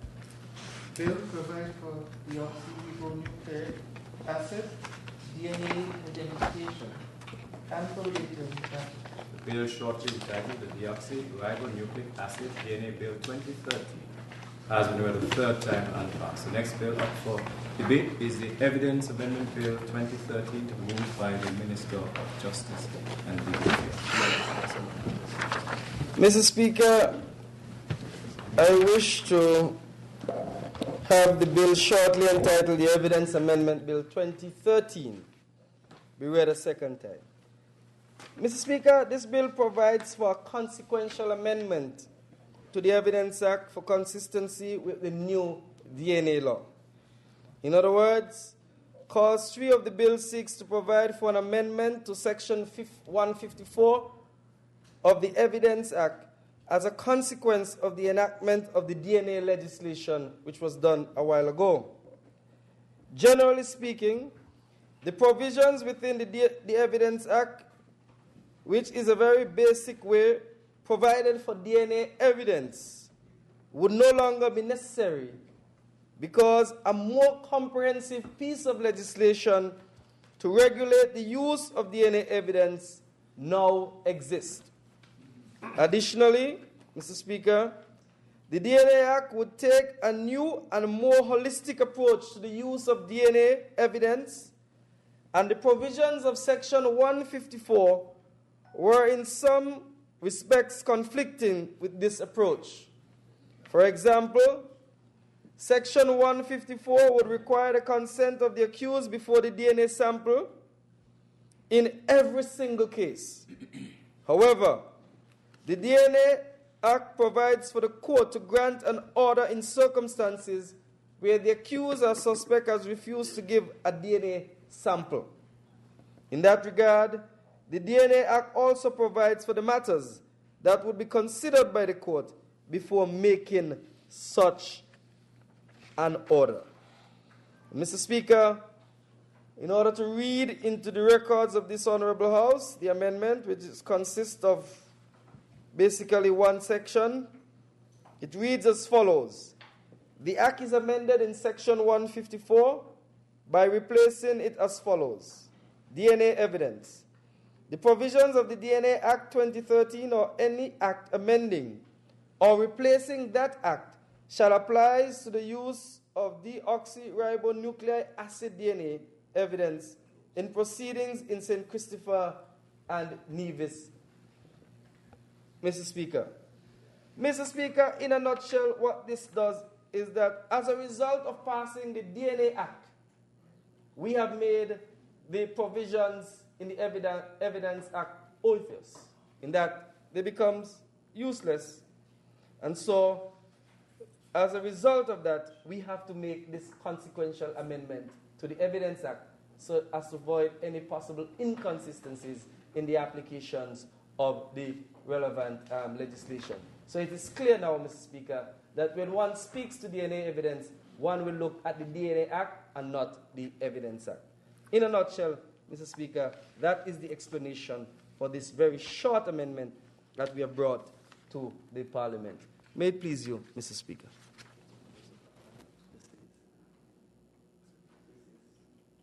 And reserve the right to speak. Mr. Speaker, sir, I rise to second the motion and reserve my right to speak.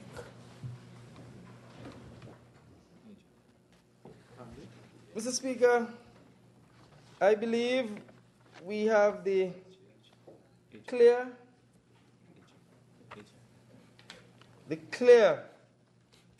and unambiguous support from my colleagues in this Honorable House on this amendment. And so, with those few words, I respectfully ask that the bill shortly entitled the Evidence Amendment Bill 2013 be read a second time. Mr. Speaker, I second the motion. Question is that the Evidence Amendment Bill 2013 be read a second time. Those in favour? Aye. Those against? The ayes have it. A bill to amend the Evidence Act, number 30 of 2011. The bill shortly entitled Evidence Amendment Bill 2013 has been read a second time. Housing Committee.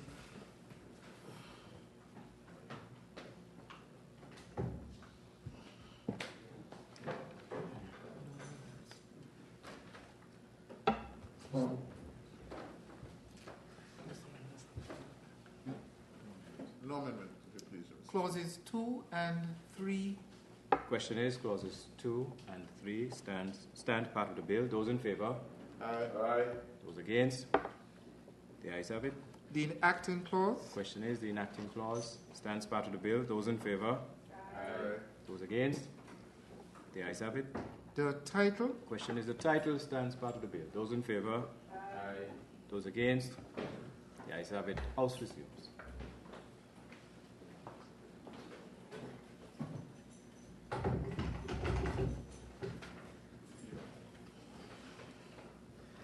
Mr. Speaker, I'm happy to report that we have completed the committee stage. There have been no amendments. And so I respectfully ask that this Honourable House suspend the operation of Standing Order 57 so that this Honourable House can have 3 readings of this bill in this single sitting.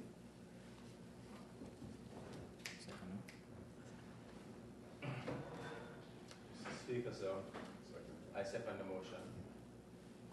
The question is that the Standing Order number 57 be suspended. Those in favour?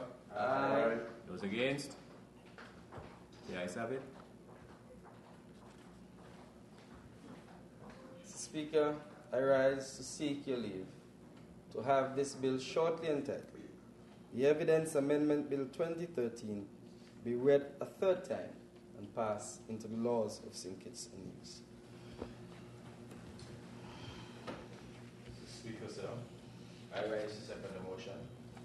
Question is that the bill shortly entitled Evidence Amendment Bill 2013 be read a third time and pass. Those in favour? Aye. Those against?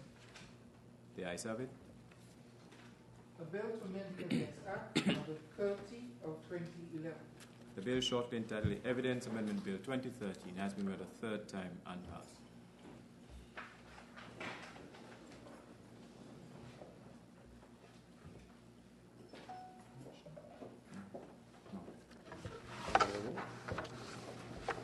Is there another one?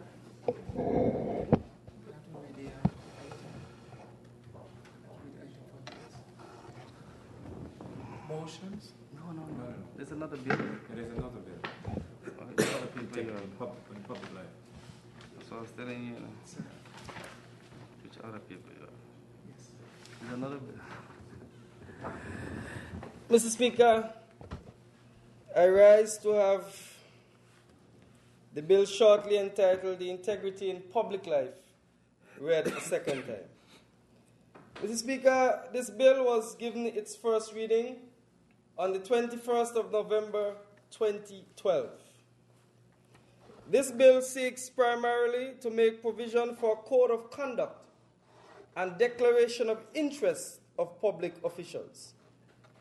It seeks also to make provision for the offenses of abuse of office, misconduct, and neglect of duty. Further, the bill seeks to establish an integrity commission as an enforcement mechanism for both the code and the guidelines dealing with conflicts of interest. Mr. Speaker, this bill in a nutshell seeks to sufficiently address the issues that are likely to affect the conduct of public officials or to give rise to conflicts of interest, and to provide an effective scheme to uphold integrity in public life, that is, the creation of statutory offenses, the provision for an integrity commission, a code of conduct, and the publication of guidelines on conflict of interest. Mr. Speaker, I wish to inform you and the nation that the bill has benefited from the regional and international programs. At the OECS level, the drafting facility of the Secretariat produced its first draft on integrity in public life way back in 2004. In 2007, the ministers of Commonwealth small jurisdictions gave a mandate to the Commonwealth Secretariat to develop model provisions on integrity in public life. The Commonwealth Secretariat program under that mandate involved the holding of 3 regional seminars, of which the Caribbean went to Montego Bay in order to draft a model code and guidelines together with supporting legislative provisions which could be adapted to meet the needs of small jurisdictions.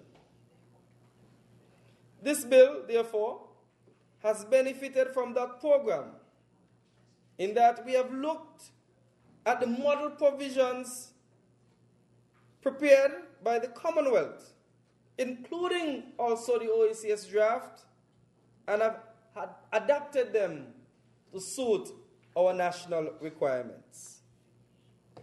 Mr. Speaker, I would like particularly to draw your attention to Clause 1.2 of the bill, which makes provision respecting the commencement date of the bill when it is enacted.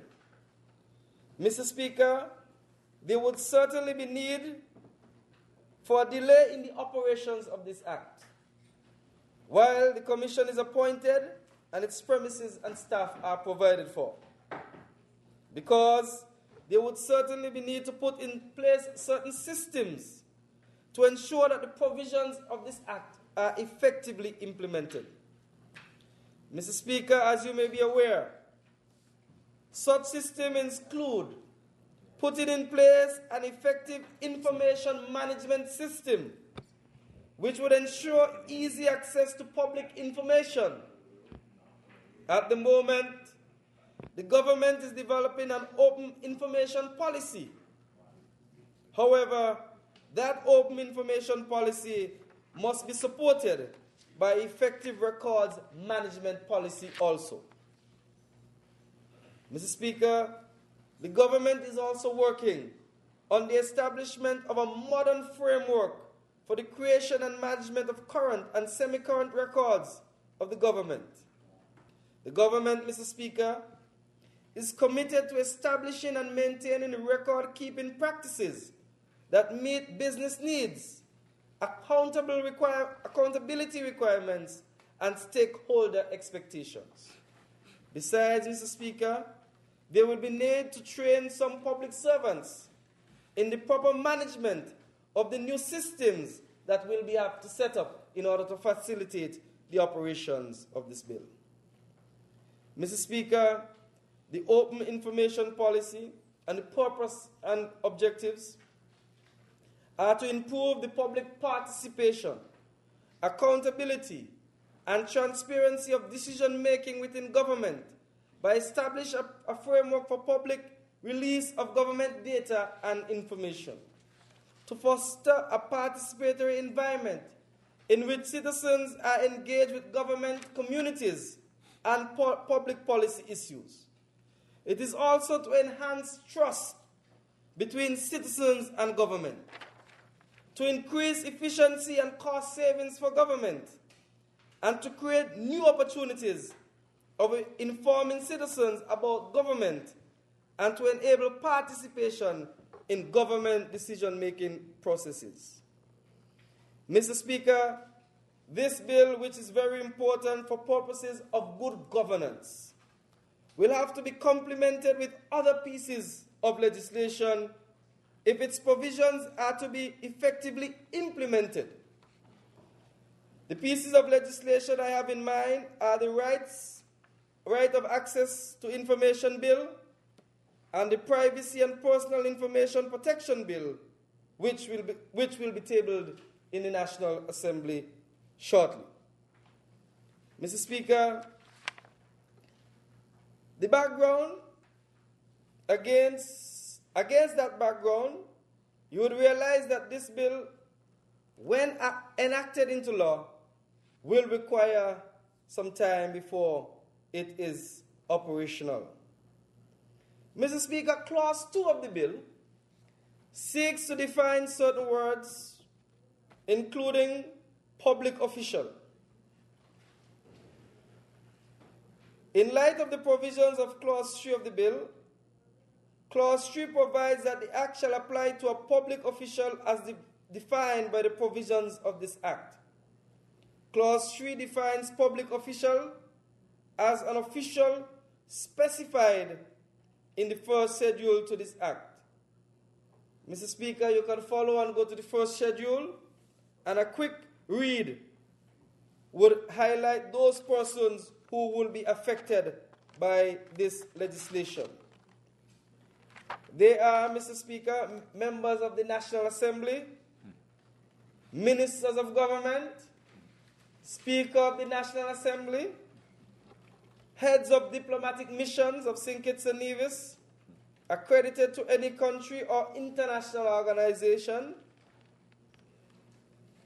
Commissioner of Police, Superintendent of Prisons, Head of the Armed Forces, Parliamentary Secretaries, Permanent Secretaries, Assistant Permanent Secretaries, Heads of Departments in Government Ministries, Solicitor General, and legal officers employed in the public service above the level of grade K40.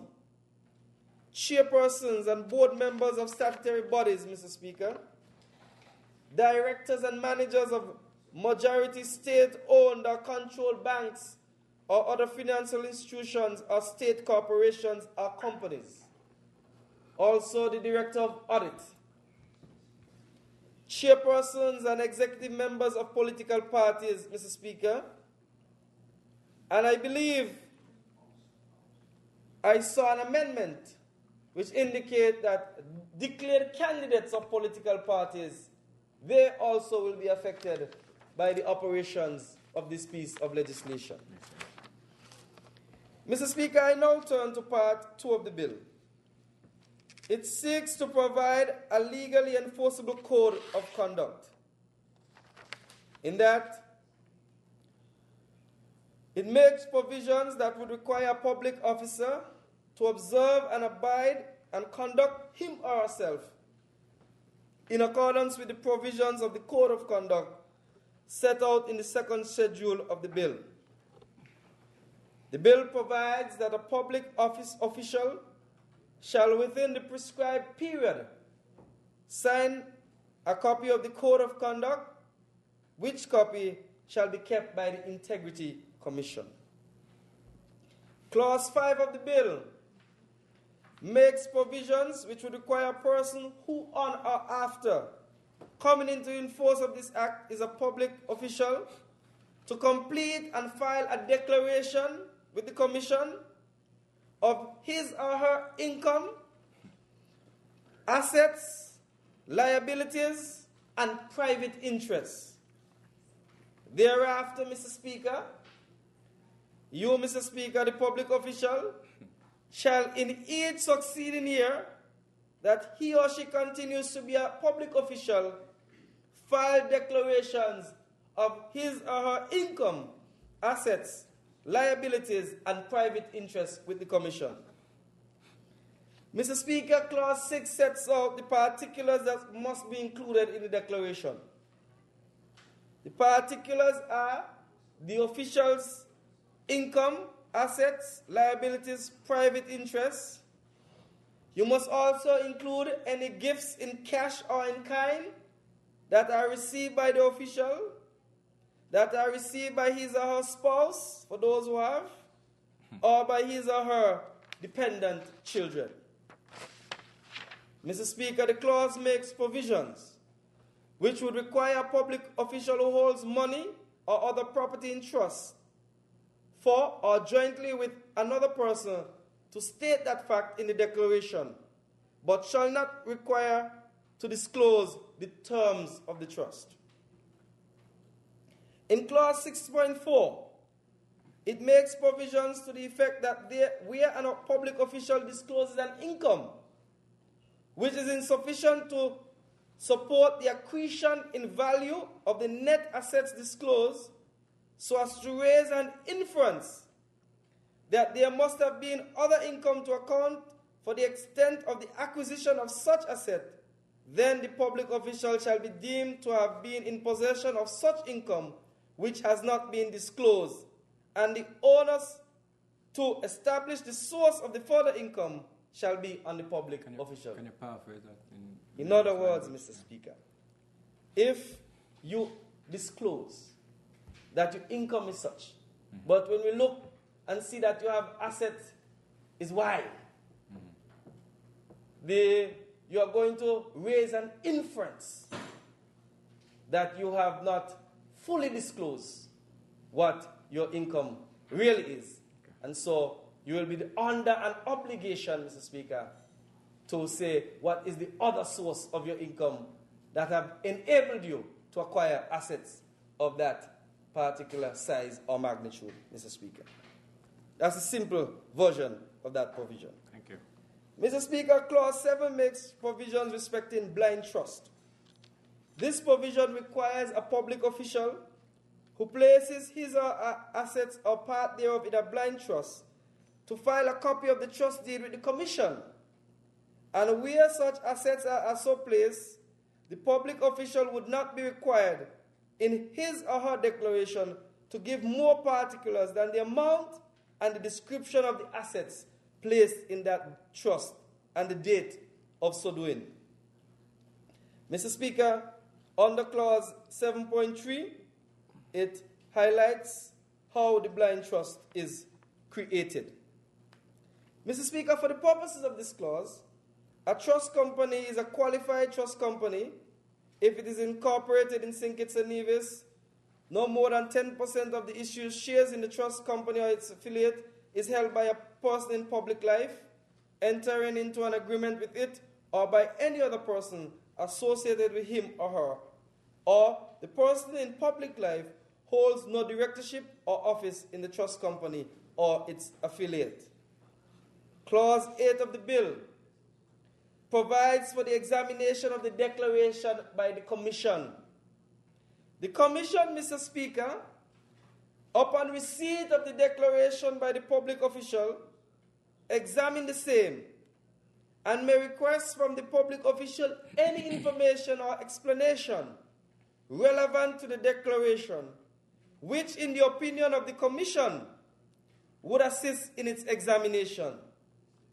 Mr. Speaker, after the Commission has examined the declaration and is satisfied that the declaration has been fully made, it will proceed to publish in the Gazette a certificate to that effect. Only a certificate will be published, Mr. Speaker, not the declaration. not what you declare. That will be kept by the Commission. A certificate that you have complied, that will be published in the Gazette. Mr. Speaker, Clause 9 of the bill seeks to empower the Commission to require a public official to file further particulars relating to his or her financial affairs as the Commission may consider necessary for the purposes of the Act. Clause 10 seeks to empower the Commission to require any public official to appear before the Commission if it deems it necessary in order to be heard on any matter relating to a declaration that was made. Mr. Speaker, Clause Part 3 of the bill is a very important part. This part speaks to the establishment of the Integrity Commission. Mr. Speaker, Clause 11 provides for the establishment of a commission to be known as the Integrity Commission. The membership of this commission shall consist of a chairperson who shall be a retired judge or an attorney at law, at least 15 years standing, appointed by the Governor General, acting in his or her own deliberate judgment. No consultation. Deliberate judgment. 2 other persons appointed by the Governor General after consultation with the Prime Minister and the leader of the opposition as follows. 1 member appointed on the recommendation of the Prime Minister and 1 member appointed on the recommendation of the leader of the opposition. Clause 11.3 provides that a person appointed to the commission shall be a person of high integrity, capable of exercising competence, diligence, sound judgment, and impartiality in fulfilling his or her duties pursuant to the provisions of this Act. Mr. Speaker, Clause 12 of the bill makes provision respecting the disqualification of people from membership of the Commission. In that connection, Mr. Speaker, the bill provides that a person shall not be qualified to be appointed as a member of the Commission if that person is a person A in public life or is otherwise exercising a public function. B, has at any time during 3 years preceding the date of appointment been a person in public life or a public servant. C, has at any time during the 5 years immediately preceding the date of appointment held office in a political party. Or D, would otherwise be disqualified in accordance with the Constitution to be a member of the National Assembly. Mr. Speaker, Clause 13 of the bill makes provision relating to the tenure of and the removal from office of a member of the Commission. In that connection, Mr. Speaker, a member of the Commission shall hold office for a period not exceeding 5 years, but shall be eligible for reappointment to that position. Further, Mr. Speaker, this clause provides that a member of the Commission shall be removed from office by the Governor General if the question of his or her removal from office has been referred to a disciplinary tribunal, and the disciplinary tribunal recommends to the Governor General that he or she ought to be removed for inability or unwillingness to discharge the functions of his or her office or for misbehavior or other good cause. Mr. Speaker, Clause 14 provides for the resignation of members, so you can resign from office if you so desire. Clause 15 sets out the circumstances under which vacancies in the membership of the Commission may occur. And Clause 16, Mr. Speaker, makes provisions relating to the appointment of a disciplinary tribunal where a question of removing a member of the Commission comes up. In that connection, Mr. Speaker, the Governor General, after consultation with the Prime Minister and the Leader of the Opposition, shall appoint the disciplinary tribunal. And that tribunal shall consist of one person, being either a judge of the High Court or an attorney at law of 15 years standing. And they will set about their work, inquiring into the matter, and make a report to the Governor General. Of course, Mr. Speaker, we have always adhered to the rules of natural justice. And that person who is the subject of the inquiry, they will be given the opportunity to show cause as to why they ought not be disciplined or removed from the commission. Mr. Speaker, there's also provisions dealing with the suspension of members from the commission, Mr. Speaker, in that section. And that power lies with the Governor General after he has consulted the Prime Minister and the leader of the opposition.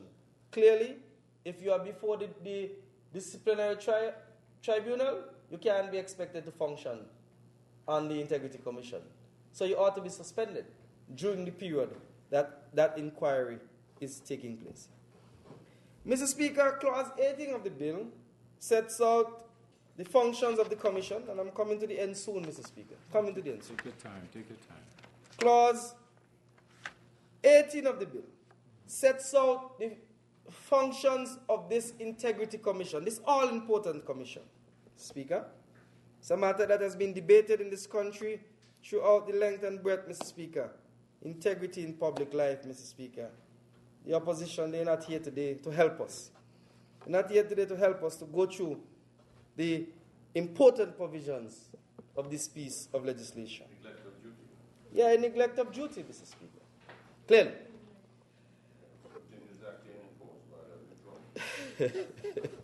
Mr. Speaker, Clause 18 sets out the role and function of the Commission. 1. It is to receive, examine, and retain all declarations filed pursuant to the provisions of this Act. It is to make such inquiries that it considers necessary in order to verify or determine the accuracy of any declarations filed pursuant to this Act. Without prejudice to the provisions of any other enactment, to conduct an investigation into allegations of bribery or act or corruption under this Act, refer to it by any person. So, Mr. Speaker, the people of the general public, Mr. Speaker, they can refer matters to the Integrity Commission for the Integrity Commission to carry out an investigation.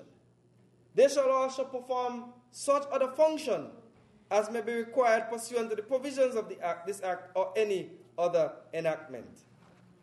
Importantly, Mr. Speaker, when the Commission is carrying out its work, it shall not be subject to the control or direction of any person or any authority. This is a totally independent commission. Clause 19, 20, and 21 makes provision respecting meetings, proceedings of the commission, secretary to the commission, and the staff of the commission, respectively. Mr. Speaker, Clause 4 of this bill is very important because this clause gives the commission some investigative powers. A lot of powers, Mr. Speaker. They can summon and examine witnesses. And in that connection, the commission shall have the power, rights and privileges of the High Court at a trial in respect of the enforcement, the attendance of witnesses, and examine them on oath, affirmation, or otherwise.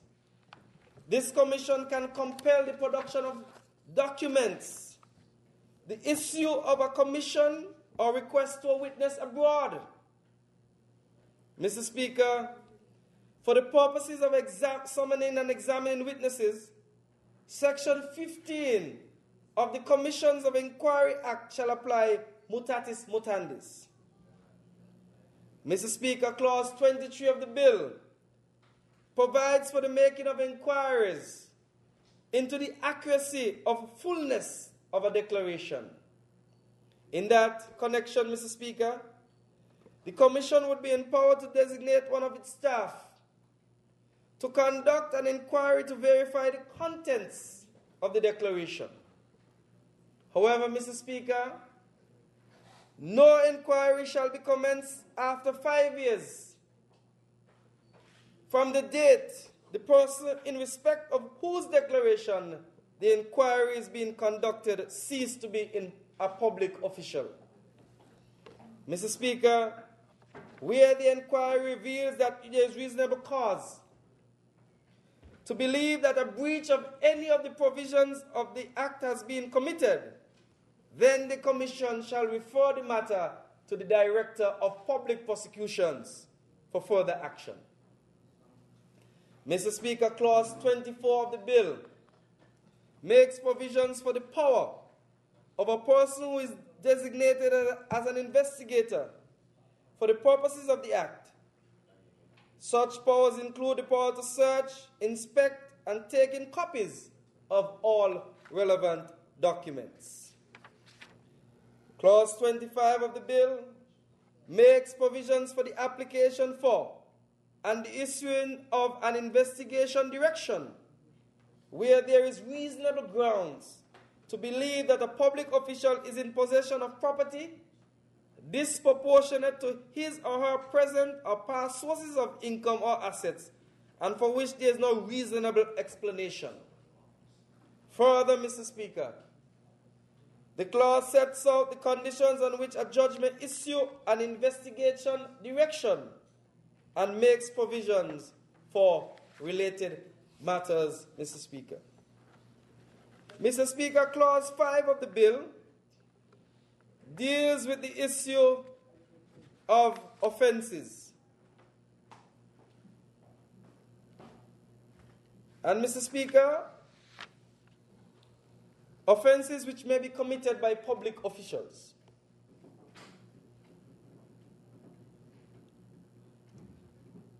Mr. Speaker, these offenses are abuse of office, misconduct and neglect of duty, obstruction, and failure to furnish information. Mr. Speaker, in the interest of time, I would only wish to highlight what constitutes an abuse of office. A public official who commits the offense of abuse of office if he or she does the following things, Mr. Speaker. Very important. Seeks or accepts personal or private benefit for himself or herself or a member of his or her family or a person associated with him or her, whether or not the benefits places him or her under an obligation to the person giving or offering the benefit. Uses public funds or resources for private purposes, including party political purposes. Fails to act impartially or gives undue preferential treatment to a person or group of persons. Misuses information acquired in the course of his or her duties. Acts in a way that allows or might reasonably be thought to allow a conflict of interest to arise between the public duties and private interests of the public official. Interferes in or seeks to influence otherwise than as part of his or her duty the appointment, promotion, suspension, demotion, or dismissal of a public official or other person. And lastly, induces or encourages another public official to act contrary to the relevant code of conduct. Mr. Speaker, a public official who is convicted of an offense of abuse of office shall be liable to punishment to imprison for a term not exceeding 5 years, Mr. Speaker. Mr. Speaker, Part 6 speaks to that important aspect of funding of the Commission. And, Mr. Speaker, the funds for the Commission shall consist of funds as may from time to time be appropriated by Parliament or other monies as may be lawfully received by or made available to the Commission for the purposes of this Act. And clauses 34, 35, and 36 makes provisions for the accounting, doing accounts, the annual reports to be prepared by the Commission, and also for it to prepare estimates.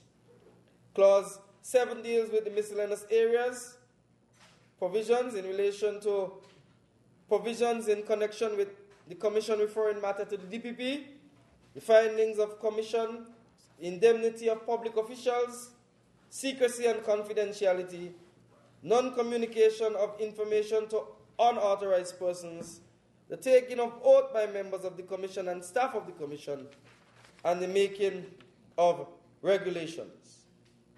The Speaker, I believe I referred earlier to what the second schedule of the bill consists of, and that consists basically of the code of conduct, which consists of about 7 parts, Mr. Speaker, and it is there contained.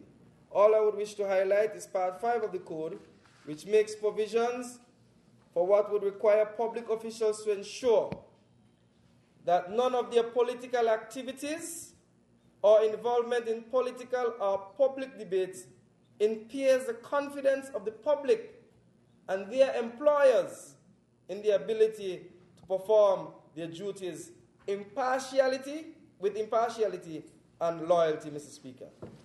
Mr. Speaker, Part 7 of the Code, this is the last part of the Code, seeks to put an obligation on public officials who is employed by a public authority not to disclose information held by the authority except in accordance with the law respecting access to official information, Mr. Speaker. Mr. Speaker, with those few words, one have sought to give you a very brief background of the salient provisions of this piece of legislation called the Integrity in Public Life Bill 2013, Mr. Speaker.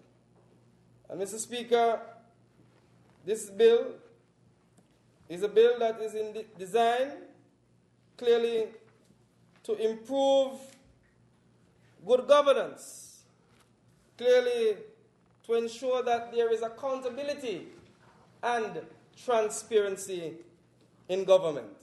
And most importantly, Mr. Speaker, to build the trust between citizens and government, Mr. Speaker. Because our citizens tend to have a particular view of persons who are in public life, Mr. Speaker. They believe persons who are in public life they are not necessarily acting in their best interest. And so, Mr. Speaker, any bit of legislation which is designed to improve upon that particular image ought to be welcomed by the members of the National Assembly and also ought to be welcomed by the public at large, Mr. Speaker. But one would want to say that this piece of legislation, it will take some time for its implementation. It calls for an entire reorientation of how some things are done in the government service. It also, Mr. Speaker, calls for additional legislative support so that it can be implemented and be effective, Mr. Speaker. We have seen how legislation of this nature operate in different jurisdictions, and the opposition in this country and people in the public at large, they have called for it, Mr. Speaker. I believe the government has listened and the government has heeded. And the government, as any responsible government would do, would bring legislation so as to ensure that those who are called to public life, those who answer the call and report to duty, Mr. Speaker, they do it in a manner that ensure that the trust and confidence that is required to repose in a government, that trust and confidence remains, and people don't continue always walk around being skeptical of government officials, Mr. Speaker. With those few words, Mr. Speaker, I wish this piece of legislation safe passage through this honorable house, Mr. Speaker. May it please you. Right. Before we go any further, I want to introduce a break at about 5 o'clock. Well, at this point. So we resume at 5. So we on break now? Yeah, break now. Okay. So I want to. Question is that I'm going to have questions. Can I put adjournment? Say it again? Yes. Mr. Speaker, while I'm on my feet, I respectfully ask that we adjourn this honorable house until 5 p.m. Speaker, I second the motion. Question is that this honorable house stands adjourned until 5 p.m. Those in favor? Aye. Those against? The ayes have it. House adjourned until 5 p.m.